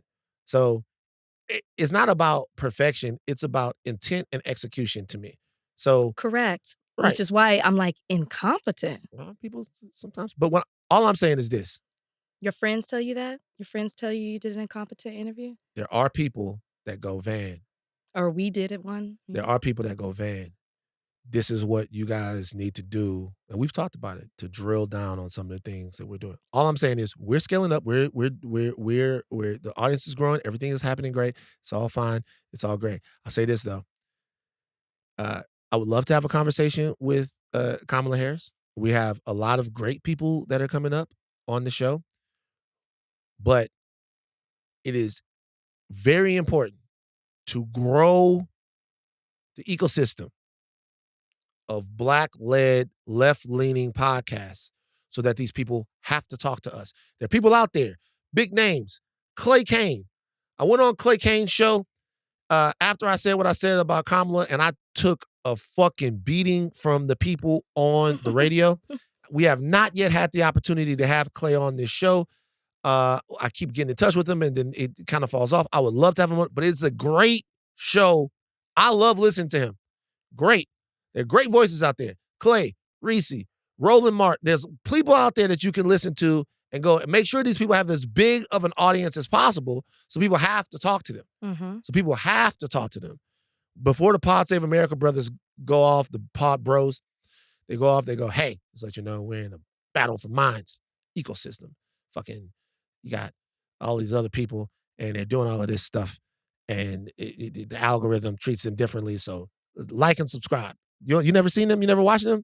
I do watch Pod Save And America. then when after it goes, like before the YouTube clip goes off, they give their audience a breakdown of why they need to do what the fuck they need to do. Yeah. Anyway, Donnie, next fucking. We gotta talk about Gilbert Arenas, man. Do we? You don't want to talk about him? Okay, so we got. So, you know what? It's not much to say. Let's go back to Gaza real quick, because that really, people were really excited that we did that. There were and then when I say that, no, I got tons and tons of calls asking, what am I doing? And I want to let you know that if you called me and told me not to talk about that, I'm really about to tell y'all to go fuck yourselves. Like, get off my phone. They called you and told you not to talk about it, or they critiqued what you had to say? Because there's a huge difference between being like, what the hell are you doing? Don't you fix your mouth to talk about that again. Don't talk about that subject at all. Stay away from it too. Well, this point could have been made, or, I wish you would have said this, or there's some research that shows this. Like, which one was it? First of all, I talk to a lot of people. I have a lot of conversations. You do. You stay on the Stay phone. on the phone. Talk to a lot of people. And most of the people, some people I know that are actual Israeli, right? They're from there. Had such great conversations with them where they talked about their feelings and how they feel being a part of or watching what they're watching right now. Makes sense. Had these conversations greatly. They talked about so openly with such vulnerability about how they feel about themselves and their children and the safety and the historic trauma of it, while dealing with the reality of what's happening right now. And it's a conversation where there were so many questions, but the one thing that everyone could agree on was that watching people starve and suffer so that one government delivers on its plan to ethnically cleanse people is wrong. But then there were other people who got on the phone and had conversations with me where they asked me questions, and those questions were actually threats. Oh my God. Yeah. Questions like, how do you think what you say will play when you're in a room with certain people? Questions like everyone sees you and they are always happy to see you coming. Like, I don't know anyone who's, I could tell you something directly someone said. I don't know anyone who sees you walk into a room and goes, oh my God, and doesn't go, oh my God, I'm happy that Van is here. Which actually means something to me because my mother was very direct about that. My dad used to be like, hey man, you go in a room, you drop your nuts, you make sure everybody knows that you're in there and whatever. My mom was like, you could do that, but you could also be in a place where people feel safe, secure, and happy that you're there. He's like, you could be in a room where people feel dominated and they feel like, oh, I don't know what to do, the wrong thing. He's like, that works for a lot of people. It works for your father. But she goes, you could also you walk in a room and be like, and people be like, oh my God, I'm so happy Van's here. I feel a little safer that Van's here. I feel it's time to have fun. Van's here, right? So it means a lot that he said that. But then he was like, that doesn't last forever. It could change if people think that you mean them harm or, Jeez. and I'm like, You had a rough week. it wasn't rough at all because I like that type of shit. Because I do. I like that type of shit. It wasn't rough at all. I was like, you know what? Fuck them. I was like, fuck them. And by the way, also, just broadly, fuck anybody operating on their behalf. How's that sound? So if someone is actually calling me and speaking for them, they can suck my dick too. So fuck them. If that's how they feel, I'm willing to have the conversation. But if that's how they feel, fuck them and fuck anybody who is like slick side trying to be down with them. All right, what's going on? How you feeling? How you good? I love doing that. I love saying that and then going right to another conversation. Yeah, so man, what you think, man? Ohtani striking out a lot. I know you love the Dodgers, man. Ohtani striking out a lot. Fuck whoever is trying to threaten me. But Ohtani striking out a lot. You care about that? Then we can have a whole nother conversation. Just know I don't give a fuck about what you're saying. Now, having said that, Canada made a big decision here, Donnie. Donnie, get into it. Yeah, you're right. Their Prime Minister, Mark Carney, announced that Canada plans to formally recognize Palestine during the UN General Assembly that's happening in September. And this is after France and 14 other countries co-signed a declaration. Thoughts? You can't have a two-state solution if there aren't two states. So everyone that was talking about a two-state solution in the past that refused to recognize Palestine as a state was full of shit. The first thing you have to do to recognize the self-determination of a people, to recognize the existence of a people, is to recognize the people. It's very important to do that. So recognizing Palestine as a state is important for structurally, emotionally, and culturally to getting to a place where we can adequately contextualize what's happened for decades there, what's happened since Israel has begun its genocide campaign there, and what can happen in the future. It is galling and upsetting that so many had to die for this to begin, but this is where we are. Well, this is where they are. It's not where we are No, as a country. we as people, but we're not there. Yeah. That's the first thing I thought about when I saw this announcement, because last episode we talked about France, we talked about the announcement from the UK, and now here we are a couple of days later talking about the announcement from Canada. And all I keep thinking is, so other countries are seeing what's happening and are taking an action against an injustice and against a country that is willing to participate in the destruction and the starvation of a group of people. And here we are, and we can't even pass a vote in the Senate to not supply weapons to Israel. Like, we can't do anything. And that's all I kept thinking. And I don't know how much longer the United States is going to be able to stay in this position. And I talked about it last episode with the pressure, the international pressure from other countries seeing what's happening in Israel and saying, no, we're not going to stand for that. And then here we are justifying not even wanting to recognize Palestine as a state, but also supplying the other state and helping them cause destruction and harm on a group of people. That other state is Israel. Israel is intentionally starving the Gazans and is facilitating settler violence and land grabs on the West Bank.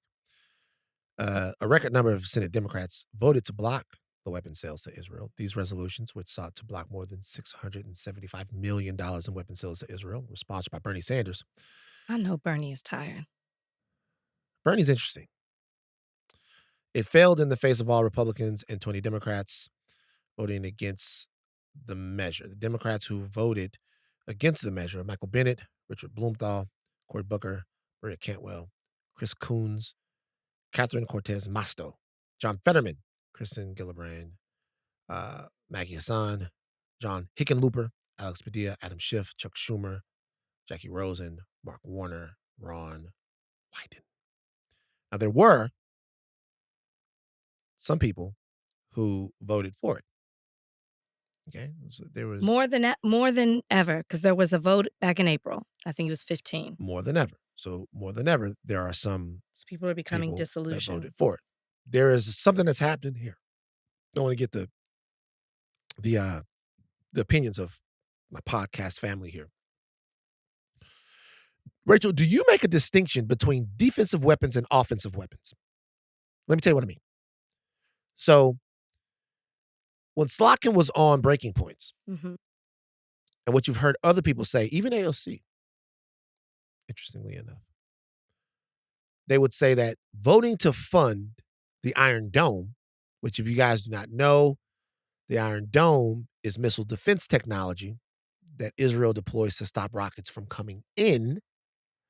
Voting to fund the Iron Dome is different than voting to fund offensive weapons, bombs, tanks, stuff like that, that Israel might use to attack Palestine, to attack Gaza and its neighbors.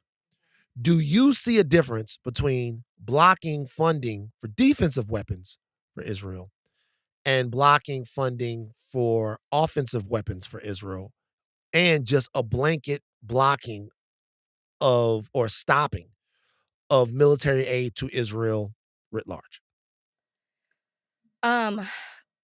Does this $675 million specify which? Well, this is weapons, so this is offense. Beyond this particular part. Oh, of it, okay, right? okay. So forget about this. So Just to talk about me- let's just talk about the overall philosophy of it. So to me, offensive, and I don't know if one is worse or better than the other, but offensive feels worse. Okay. Arming people, supplying people, so that they can attack, and we'll say it. We'll just call it what it is, because people get on to me for saying people or the other state. Supplying Israel with weapons and arming them so they can cause more harm and destruction on Palestinians in an offensive way to continue the attack, to continue all the things that we were talking about in the last episode, where we were talking about them shooting at them, getting aid, getting food, things like that. If we're supplying that, that feels way worse to me than supplying or giving them money to have the dome to defend themselves against other attacks. Donnie, what about you? I want to get what you think about this too. Donnie, thoughts now. You jump in this fucking fire too. Yeah, it is a fire. I don't know. I feel like weapons are weapons, defensive or offensive. I don't have a real understanding of how these defensive weapons work. I hear the word weapon, I take it for what it is, no matter what the intention.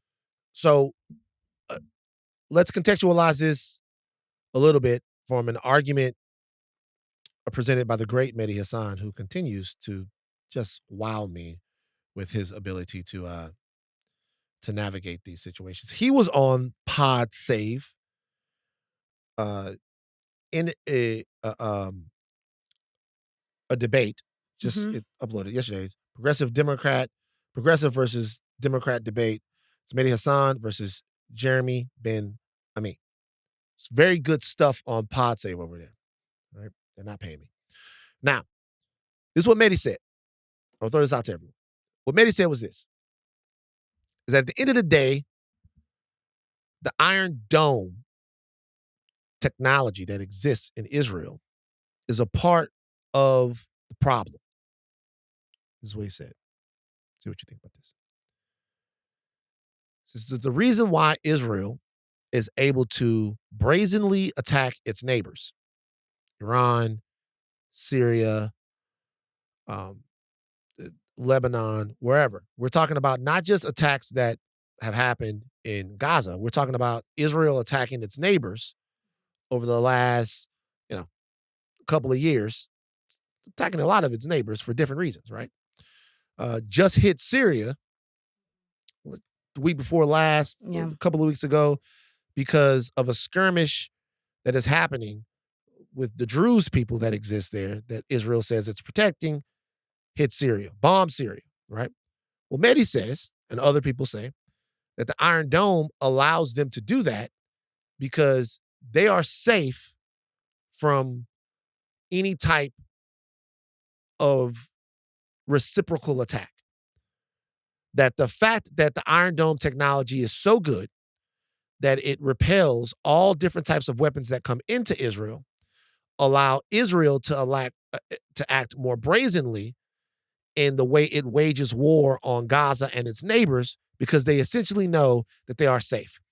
That is not the only reason why they act that way, of course. They also act that way because they know that the United States of America will supply them weapons that they need to go out and fight, to wage war.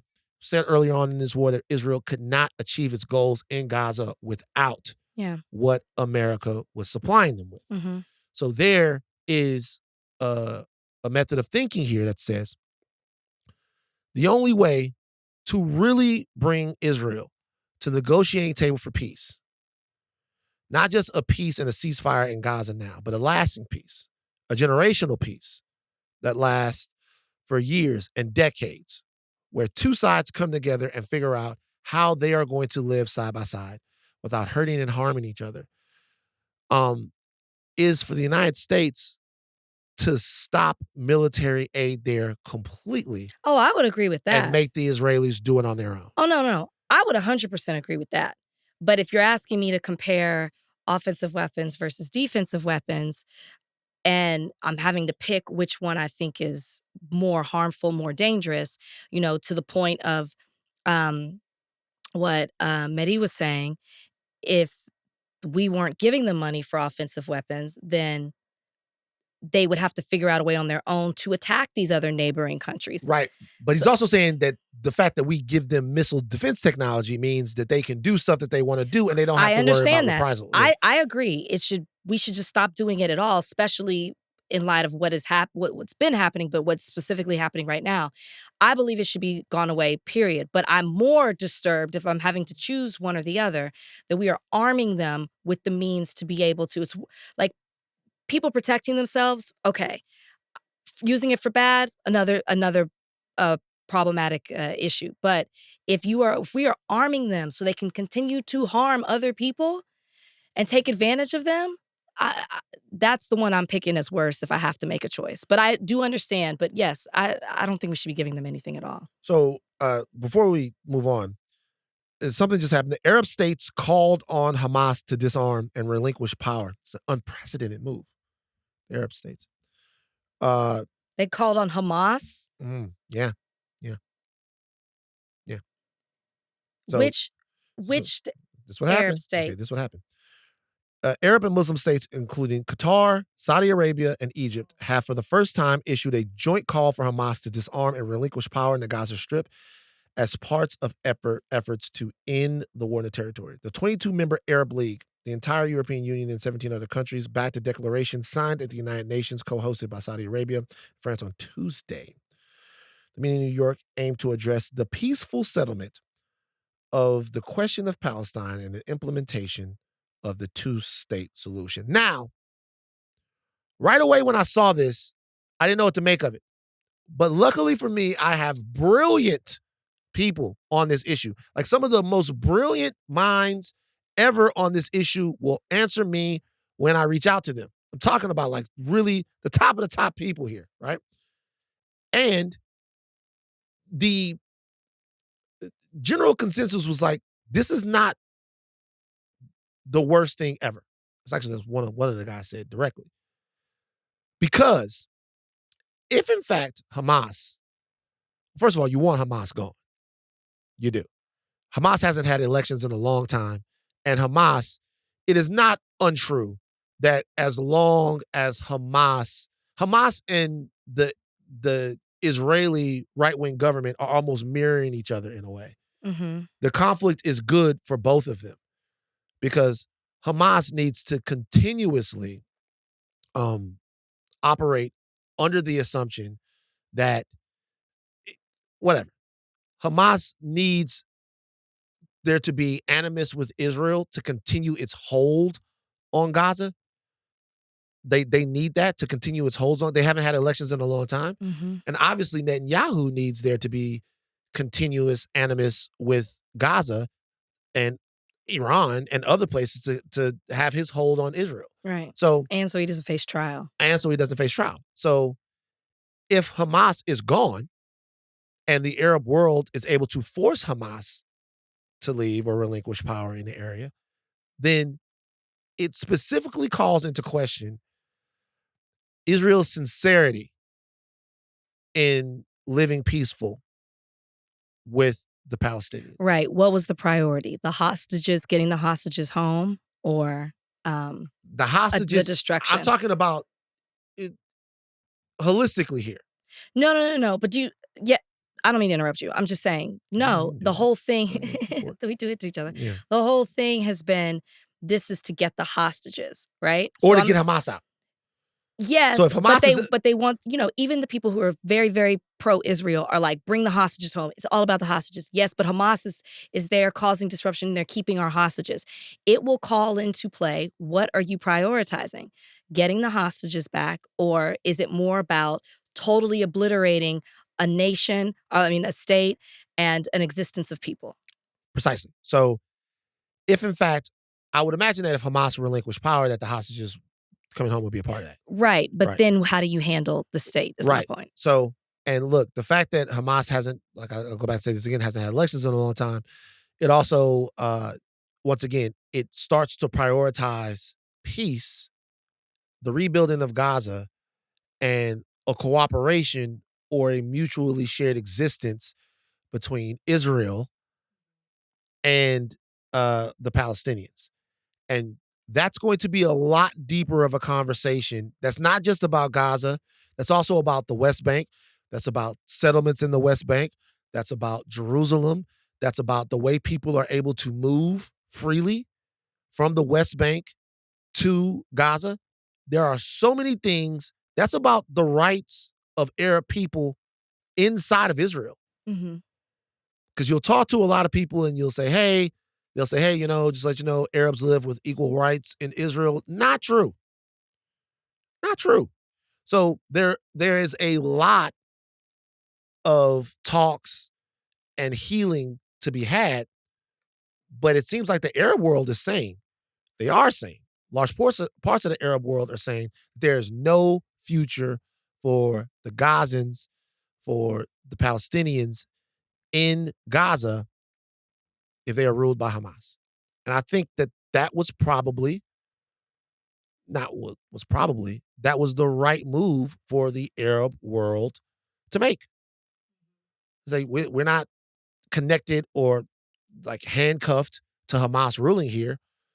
Because I think, to be honest with you, I think a lot of the Arab world would want to have better relations with Israel because better relations with Israel is better relations with the United States. Mm-hmm. So, if we get to a point to where it seems like the entire region is interested in turning the page on this, then the page might actually get turned. But Hamas does not have a future in Gaza.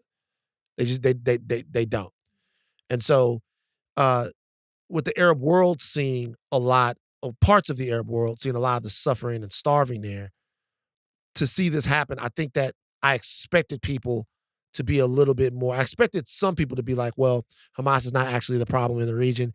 The conditions are the problem in the region. I think a lot of people understand that and get that to be true, that if, in fact, people live and they aren't free and they don't have self-determination, there will always be an organization that pops up and is ready to take advantage of that and is ready to galvanize those people for means that don't really serve them, right? But I think more specifically right now, people want an end to the hunger. They want an end to the killing, and they just want like actual solutions that exist in the region. So I don't know. It's interesting. It's interesting. I wonder what kind of influence it'll have. All right. A couple of things here real quick before we get to the end of the show. Shannon Sharpe is not coming back to ESPN. I don't think anybody is surprised by that announcement. Even Shannon Sharpe himself. You think you knew? Who asked us to stop talking about it so he could focus on his brother getting inducted into the Hall of Fame. What did he say that? He did on Nightcap. He talked about it and he's like, please wait until Monday to talk about this. Is the Hall of Fame? Yeah. When is the game? Okay. Yeah. The ceremony is Saturday. Yeah. He said, please stop talking about this. So he apologized to his brother for taking away from his shine because he wants to focus on that. And then said, Monday we can resume. But here we are. He said he knew earlier in the week that this announcement was coming. I think the moment that somebody puts you on temporary leave and for what they put him on temporary leave for, this was always going to be the end result. At that same time that we're getting this news, Gilbert Arenas was arrested in connection with a federal indictment that alleges the former NBA star hosted illegal high-stakes poker games at his mansion in Encino. He's officially charged with one count of conspiracy to operate an illegal gambling business, one count of operating an illegal gambling business, and one count of making false statements to federal investigators. He appeared in the U.S. District Court on Wednesday afternoon, downtown Los Angeles, and released on $50,000 bond after pleading not guilty. His trial is scheduled for September 23rd. It's quick. Very quick. What do you make of that? I mean, somebody asked for a speedy trial. They got it. I mean, but isn't he saying that, I mean, we don't have really many details in this, but isn't he saying that he didn't know anything about it? He just rented the house? Yeah. So the LA Times did an entire breakdown here. And it looks like that these games came together in 2021. According to the indictment that year, Arthur Katz texted Gilbert Arenas asking him, this according to the indictment, whether or not he planned on doing his own game. And Arenas allegedly responded, he might throw pro games at my house, referring to illegal pot limit Omaha games at the Gable House. Authorities said that Katz was not arrested alongside of other defendants Wednesday. Law enforcement is actually searching for him. According to this article, the following months, Gilbert texted Katz the dates that his house would be available to host, the amount of rent he wanted to charge, and the number of games he planned on hosting there per week. In November 2021, authorities said Arenas texted Katz a picture of a gold-trimmed poker table with Arenas Poker Club printed on it and an image of a basketball player with a jersey with the name Arenas and the number 0 on it. Then in December, Katz allegedly texted Arenas saying that he owed him $14,000 for tables and chairs as a startup expense for hosting the games that same month. Arenas allegedly told Katz he wanted to make the rake from an illegal poker game at the house to go to the mother of a deceased former lover. So all kind of stuff that's happening here. Okay. They raided his house. They raided this house, should I say. It looks like July 19th, 2022. And when they raided this house, apparently illegal gambling activities were in full swing. There were ladies that worked at this place, and these ladies were hired, according to the indictment, in the capacity of like ladies that are giving out money, like, you know, working the games, then massages, and also for a companionship. Oh, so it's a full service. Well, look, this is all according to an indictment. None of this is absolutely fact. This is all according to an indictment. When I'm looking at this, the government, I don't think wants Gilbert Arenas. Okay, they want somebody bigger. I think that there are other people involved in this that the government wants more because there's like an Israeli like mob boss Oh yeah, I saw that. wrapped up into this. There's Yevgeny Gershman of Woodland Hills, just all kinds of different people. All of these people, they said prosecutors described Gershman as a suspected high-level member of an Israeli transnational organized crime group. Okay? These are all people that are operating out of the Woodland Hills faction of whatever. So it seems as if some of these other people are involved in this game. And because Gilbert was hosting these games, according to the feds, and there is a criminal penalty that comes along with that they might want him to give somebody else up. I mean, you think he's gonna do it? You know, it's interesting. It's hard to say, but we do have the video of him running down the stairs gleefully. And what was the hashtag? What was the hashtag? It said snitch and Gil or something like that. Okay, so this is what I'll say. Just say it. This is interesting. First of all, I have two things to say. One, Gil, man, I'm enjoying what Gil is doing with Gil's Arena. It is such a great show. My homeboy Nick Young on there. I watch the show for all kinds of stuff, right? Have you done it? I have not done the show. Okay. Have you done it? Mm-mm. Yeah, I have not done the show. But I'm enjoying watching the show. It's interesting to see, Gil and Elijah Arenas. It's interesting to see Gil's second act.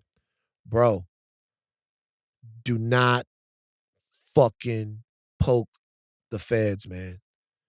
The feds are vicious, petty nigger hunters. They are.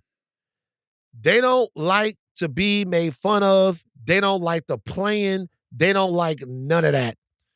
They don't like that shit. They take that goddamn shit personally. And if you find yourself in a situation where you are under the microscope of the feds, they will take that fucking shit out on you in sentencing, in the way that they go about this. They do not like to be embarrassed. And also, I think the feds are probably a little bit more on edge right now because the Diddy thing made them look bad. Two different courts. I get it. I know it's two different courts. But overall, if the feds try Diddy and Gil in the same year and they don't get either one of them, it looks like maybe they can't do what they always like to do, which is hunt niggers. So are you, hard R, are you telling him to snitch? I'm not telling him to snitch. You're telling him to save himself. I'm not telling him to save himself. I'm saying, we don't need to joke about this one. It's not time for the jokes. It didn't sound like he was joking. It sounded like he was like, I'm not going out like this. So I'll do what I need to do. Lead the jokes like, damn, what did Martin say in Bad Boys? Damn the jokes. Damn them. Okay? It's like no time for jokes. But I'm going to ask you though.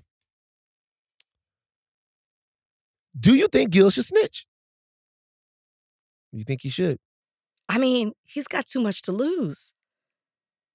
What's he going down for? What are they offering?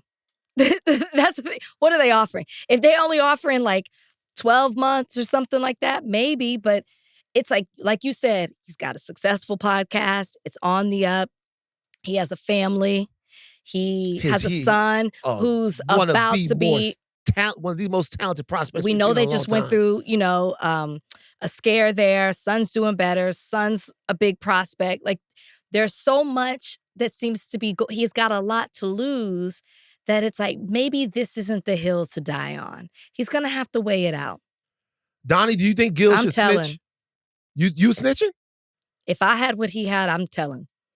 Now, you scare me when you start talking about, who mobsters he's... and shit. Well, yeah, you know what it makes me think of? What? And rest in peace to Avi from Snowfall. Passed away. Oh, yeah, passed away, yeah. It makes me think of like, are you in business with, like, those are people you don't mess with. Yeah, you don't fuck with them. Mm-hmm. Mm-hmm. But it seems like Gil's gonna be face. You're not telling? Probably. But see, here's the deal with me though. Don't do crimes with me. Don't involve me in crime. Don't involve me in none of that stuff. It seems, his name was on the table. Yeah, according to the indictment. According to the indictment. I'm not the type of nigga, I'm not like I could call Ryan right now, like one of my homeboys he's like, I'm not down for it. Cause like I always think about it. I don't like talking to the police because I don't like talking to the police. I don't trust the police. But like, I always think about it, like, the code and stuff, the snitching code and all of that. I'm not a street nigga. I'm not one of them street niggas. There's a difference between being a street nigga and being a nigga that's from some streets. If you're from some places that have streets, then there's a certain way that you probably look at the world. Yeah. But being a street nigga means that you are in the streets. Then you doing crimes that you probably shouldn't snitch. I don't think Gil is a street nigga by any way, shape, or form. Maybe, but I don't think he is. And I don't think he would have been bouncing down the steps like that with the hashtag. So, man, Gil, save yourself, bro. What? Like, save yourself, man. Just go ahead and fucking tell. I would. Like, save yourself. Too much to lose. This look bad. All right, before we get out of here, I got to do something real quick. Okay? I want to let people know something. I do not care about criticism at all in any way, shape, or form. Criticism is fine. You can't as a public figure. Can't care about criticism as a public figure. But I do care that people know what the fuck they talking about. That I care about. Go ahead. Talk about it. When you are going to criticize me, that's cool. Criticize me. Know what the fuck you're talking about, though. So a lot of people criticize me over the Hulk Hogan thing, right? Really? Yeah. Because think about it. It makes sense. Like, we are black. Mm-hmm. Black people have... Wait, so a lot of black people criticized you? A lot of black people criticized Okay, wow. A lot of black people criticized to talk about Hulk Hogan, period, and I understand it. We are black. We have... To me, I'm going to speak broadly and generally here. We have a cultural spirituality that's in us, right? We are close to a Judeo-Christian ethic, a spirit. We commune. A lot of us believe. A lot of us are we're superstitious and spiritual in a different way, right? And a lot of us have a very specific relationship with death. And so when someone dies, we're also cast in America as imperfect, as inherently imperfect. So a lot of times when you go to funerals, I'll speak for myself. A lot of times when I go to funerals in Louisiana, I am not wrestling, but contextualizing the person I knew with the person that everybody else knew. If someone right now was to talk about my Uncle Mark, they might have all kinds of things to say about my Uncle Mark. Might call him what the young niggas call a demon, or might say all this, but he was an angel to me. So I get that. I understand that. I knew that it would be unpopular to speak, and I've talked about it here on the podcast before, like how it makes me uncomfortable to speak on somebody's death when they have just passed. But when you're going to criticize me for doing so, just know what the fuck you're talking about. DJ Academics was on stream, did a very long stream. I think it was like a 15-hour stream, not all on this, but on all kinds of other stuff. And he talked about the reasons why he had a problem with what I said about Hulk Hogan. Donnie, play the first clip. I never seen none of these niggas say none of this shit about Hulk before. Not one. That's the point. You gotta say it before. I don't respect nobody who waited till Hulk stopped breathing to say it. Tell me, listen, the niggas I don't like, if Rory died tomorrow, I'm going up on him tomorrow. I'm going up on him today too. I'm not gonna just stay quiet till he died. I'll be like, oh shit, he died? All right, I'm popping out. No, I don't respect that shit. That's the point I'm trying to tell you. It's not about Hulk. If I never heard these niggas say this shit, I'm looking up to say, bro, you can't spin the funeral. You gotta spin the block. Like, put it like this. Y'all got all this opinion about this, man, and I never seen y'all niggas really stand on business to let this nigga know this shit while the nigga can hear it. The nigga dead, he not hearing shit right now. That nigga hearing white noise. All right. So if you can't see the clip, I'm behind it. It's me with my hat, my bucket hat. Y'all fucking with my bucket hat. I love this. Is man. Great for higher learning. Look at us, higher learning, getting a bigger audience. Yeah, come on. Good for us. It's me with my bucket hat behind there, right? And he's talking about the fact that you should criticize people while they're alive. If you have problems with while they're alive, not just wait till they're dead. He's also talking about the rest in peace, rest in piss, smoking on a pack, all of that stuff. Kind of a drill music type of thing. People talk about drill music. So I want to say two things to that before I get to the next clip. One is I never said that about Hulk Hogan. I never said fuck Hulk Hogan. I never said rest in peace. I never said that the world is a better place without Hulk Hogan. Sure, you didn't. What I said and what I maintain right now is that for us to want to be remembered well, we have to live well. And that doesn't come from a specific individual moral perspective. Every single person is immoral. If you believe in the Bible says all sin and fall short of the glory of God. What I am talking about right now is from a holistic, humanistic level, meaning how you show up in the world based upon making people's lives better and being a member of the world community. And you cannot be somebody that shows up and is a good member of the world community if you are a racist. Mm-hmm. It's impossible. Yeah. Racist is bigger than individual person. It's not somebody that had problems with fidelity in their marriage, or it's not somebody that cheated on their taxes once. It's somebody that has a negative opinion of an entire group of people who will live their life with that negative opinion of those entire group of people and do things intentionally and unintentionally to affect those people, right? It is something that has to be rooted out. It is a big systemic dysfunction, racism. And when you endeavor into it, when you are a part of it, you become a part of something much, much bigger than just your personal moral setbacks. All right. My dad passes away. My dad dies, right? A couple years ago. Talked about this ad nauseum. Can't get over it. Don't know why. I'm talking to one of my dad's other sons, one of my brothers. I asked this kid, I say, hey, he died. Are you sad? Do you know what his response was? A little. And I'm like, how could something so formative in my life, the death of my father, only matter a little to you? And he's your dad too. So I asked him that. And he goes, well, really, he wasn't my dad. He was your father. He was your father, and he was the guy that made me. Mm. He was around a little bit at the beginning. But when it came down to choosing his family, which was your family, and my life, he chose y'all. So it doesn't matter whether or not he was this larger than life figure and all of this stuff that I remembered him as. Somebody else remembers him for what he did in their life. Mm-hmm. And while at first, me trying to make a relationship with this person or talk to this person, at first I'm like, well, fuck, that hurts. But I have to be real about the fact that my dad's life and how he will be remembered by his son, my half-brother, his full son. That's for him to deal with. That's for his son to deal with. That's for his son to remember him. And that's fair. Mm-hmm. That's fair. All right. Having said all of that, Ack is just wrong.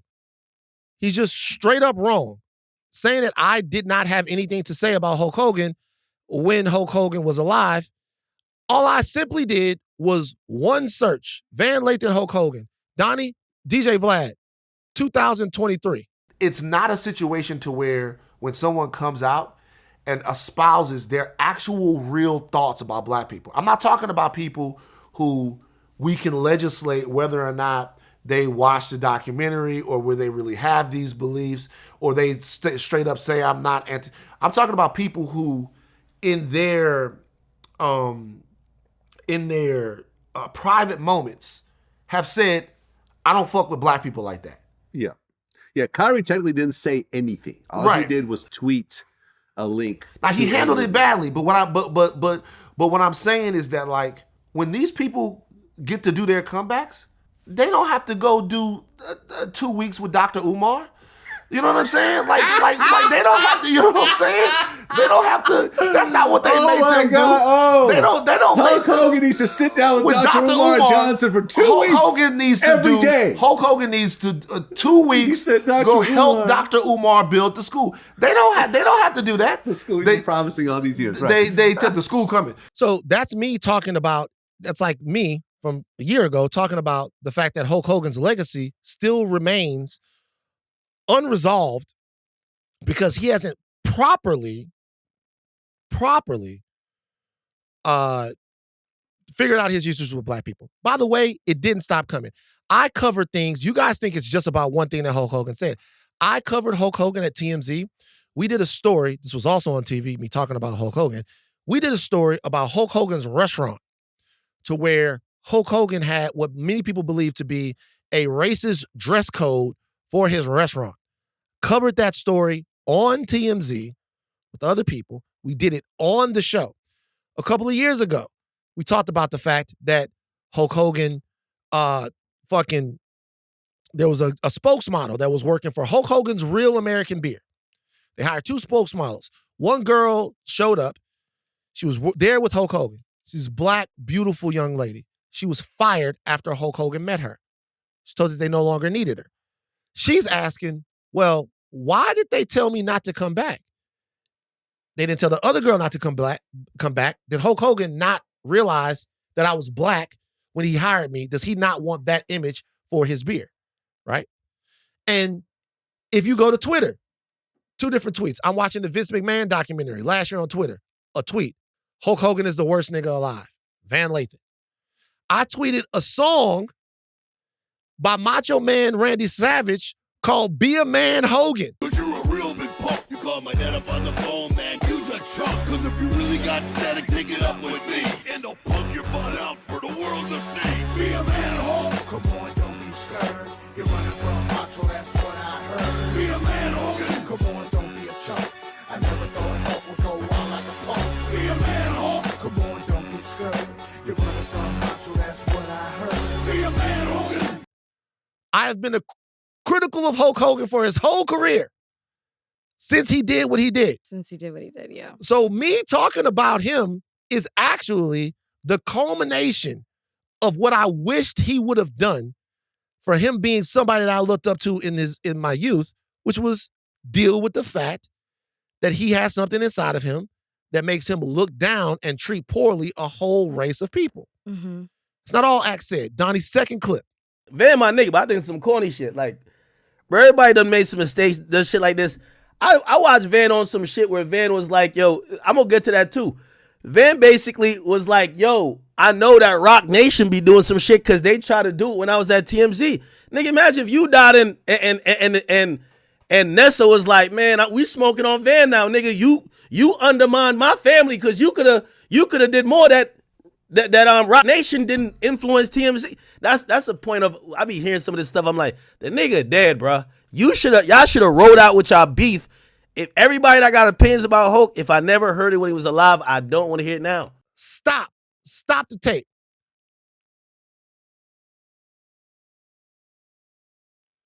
So essentially what's being said right there is that what I should have done when I understood that Rock Nation was trying to plant negative stories about Colin Kaepernick was reach out to Colin Kaepernick and Nessa and let them know. Or I should have talked about the Colin Kaepernick Rock Nation back and forth before Nicki Minaj and Nessa brought it up. Mm-hmm.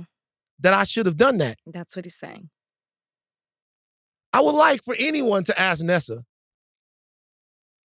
or Colin what I did immediately. Well, you said you reached out after the podcast. Of course I reached out to them. I reached out to them and was like, hey, just to let you know, this is what's going on. And then I talked about it on this podcast, of course, but not only did I talk about it on this podcast, I talked about it to Spike Lee. I did an interview a couple of years ago with Spike Lee. It's in my fucking room talking to Spike Lee, where I laid out from A to Z the Rock Nation, Jay-Z, Colin Kaepernick thing as I saw it and experienced it at TMZ. I don't know where the documentary is. I don't know what happened to the documentary. I'm not involved in that part. But you know who asked me to do that? Nessa and Colin. They didn't ask me to get on there and like kick Rock Nation's back in. That's not what they were asking me to do. It was a documentary about Colin Kaepernick, about what he had gone through, and they asked me whether or not I would be willing to tell that story. Mm-hmm. And the reality is, I had to be willing to tell that story because it is truthful. That is what happened. And in context of what went on between Colin Kaepernick and Jay-Z, it is a good piece of information, right, for people to have, right? And it's not no secret. I'm not under any type of the whole deal. So what I don't get, I get the criticism, but Ak is actually better than this. Slow news day? I have no clue what this is actually about, but he's actually better than this. Because I'll tell you something.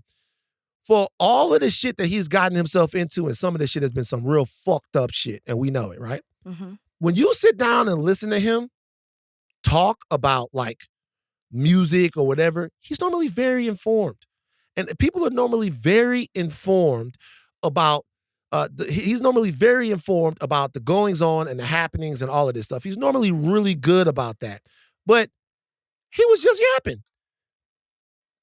You know what I thought when I heard this? And glad you were able to lay out, because it is, as you said, a simple search of your name with Hulk Hogan will show that this isn't the first time that you've spoken about Hulk Hogan, and nor even the way you talked about him on the podcast. You were like, I wish you were talking about, you wish you didn't have to feel this way, because of how you did admire him. You weren't like, and you gave reason behind every single thing that you said, and it made sense.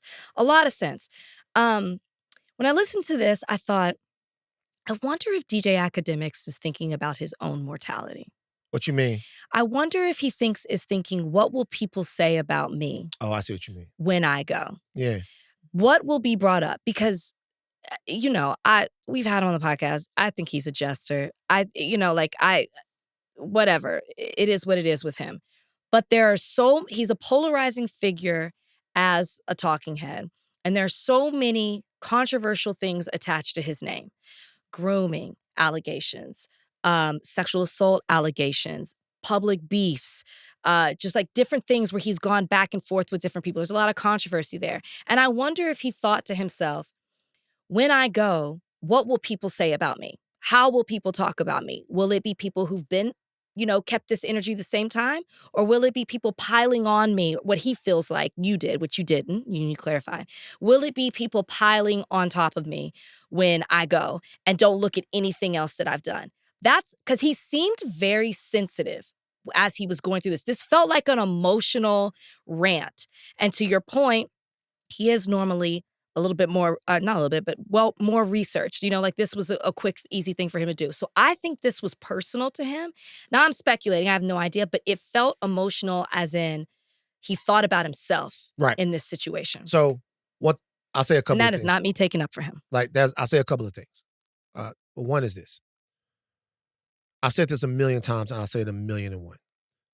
I'm not looking for anyone to look at me as the moral arbiter of what people do or don't do. I don't. I'm not getting into people's bedrooms. I'm not getting into people's diets. I'm not getting into any of that. None of that matters to me, right? None of that. It doesn't matter to me how good of a person you are. It matters to me how good of a human you are. And those are two different things. Being a good person is holding yourself to a specific moral standard that you believe works for you. I know people that say it's the moral thing to do not to snitch on your homies after you guys have done a murder. Well, the morality there is obviously very subjective, right? Mm-hmm. Because you've done the murder. Is the murder more moral or immoral than the snitching? Because I would say that once you've killed someone or murdered somebody for some money or some beef or whatever, what you do after that is kind of a moral wash, right? So morality is something that, to me, it has a place insofar as how we define what's best for human beings, right? But the what's best for human beings is the part that I care about. What I care is whether or not your life and the life that you live and the life that you project makes it harder for somebody else to live their life. Mm. Whether or not your life living as a man makes it harder for women. Whether or not your life living as a white man makes it harder for black people. Mm-hmm. Because I don't ever want my life, my existence, my expression to make it harder for somebody else to live. I don't want rights that somebody else doesn't have. Yeah. I look at things about like how you will be remembered and looked at as a member of the human community, not as a moral person, because every single person will deal with questions about their morality, questions about their choices, questions about them and their spiritual makeup and the relationship they have with their God. Every person. My dad had 2 Bibles. He used to have like 2 Bibles. He'd tell me he had 2 Bibles. He would be like, he had one Bible that he would keep on himself. Then he have another Bible, he'd give it to somebody in case they needed it. Well, he should have gave one of those Bibles to his son. Mm-hmm. Right? Mm-hmm. That does not change the way I loved him. Mm-hmm. It doesn't. But man, you leave something on this earth. You leave it there. What you take with you after, that's between you and God, you and your God, you and the universe. But you leave something on this earth. And what you leave on this earth, in my opinion, is how you showed up for other people. Like that's what you leave. That's what you leave. Yeah. And I don't give a fuck what nobody say, what he say, what nobody else say. You could not have shown up that well for people if you are a raging fucking racist. That's the end of that conversation. Mm-hmm. That's the end. Deal with it. Deal with your racism, deal with your sexism, deal with your homophobia, deal with all the ways that your existence makes somebody else's life harder. Deal with it. Or when you're gone, we're going to go, that nigga was awesome in 86 ripping off of his shirt, but you know what? He didn't want no niggas around his fucking family. How am I supposed to feel about that? Like how am I, you know what I'm saying? So I get it. I get everybody who might have felt the way you said that he felt. Maybe he did feel that way. I get everybody that went, nah, man, he just passed on. He just did this. I'm not asking y'all I'm not asking anybody to be perfect. I'm certainly not perfect. Academics knows I'm not perfect, right? Like other people, you know I'm not perfect. But what I am trying to do, desperately, intentionally, and genuinely, is figure out how I can be a man on this planet that makes other people's lives better, that makes other people's lives freer and more expressive. So that when I'm gone, somebody might be, he cheated on his girl, and he was a bad person, and he might have been like somebody that was flaky at times, and he might have been someone who could spin a yarn. He might have been somebody who could be overbearing, could cut people off. But I tell you one thing, he cared about your suffering, and he wanted the best for you. And he took care of responsibilities that he felt like he had to his family and to his community. He did that. And either you give a fuck about that or you don't. Yeah. And that's it. But don't let death stop you from being able to contextualize things that happened while they were alive and discuss them. You don't have to be disrespectful about it. You don't have to be any of that stuff about it. But I'm surprised that people were like, they were so upset that we just went, you know what, man? We wish Hulk Hogan wasn't a racist. Spent way too much time on this. Like that's enough. It was personal. Yeah, that's enough. I expect better from you, Ak. I don't know why, but that's your friend. I expect better from you. That's your friend. I expect DJ Academics to be one of the people, before he's going to level a criticism at somebody, to know what it is that they talk about, especially if you're going to be specific. Sure. If you're going to say you never reached out to Nessa and Colin, you got to know that. If you're going to say you never talked to... That was so random for him to throw all that. He was again, a slow news day. He had space to fill. Yeah. All right. That's it. That's enough. Everything's done. I just want everyone to know that Rachel's pork-based diet is taking over, man. Rachel got 2 big slabs of bacon. And you know what's interesting about the slabs of bacon that Rachel got? Donnie, you ever notice how bacon gets when it's a little old? It's not fresh bacon. No, fresh. It starts to collate. Yeah. It's like It's like this is bacon. fresh. Yeah, and so you start to see the little white spots on the fat of the bacon. That's because I had it wrapped in a napkin for 2 hours. It's not fresh. It's like fresh. You got to warm that bacon up, because that bacon, the fat is starting to get fucking You want a piece? No, I don't want none of it. And then you got the thick bacon too. That's the thick bacon. I've been craving the thick bacon. I bet you have. Rachel's pork-based diet has gone too far, guys. Take thin cups off, but do not stop learning. I'm Van Lathan Jr. I'm Rachel and Lindsay. Bye, guys.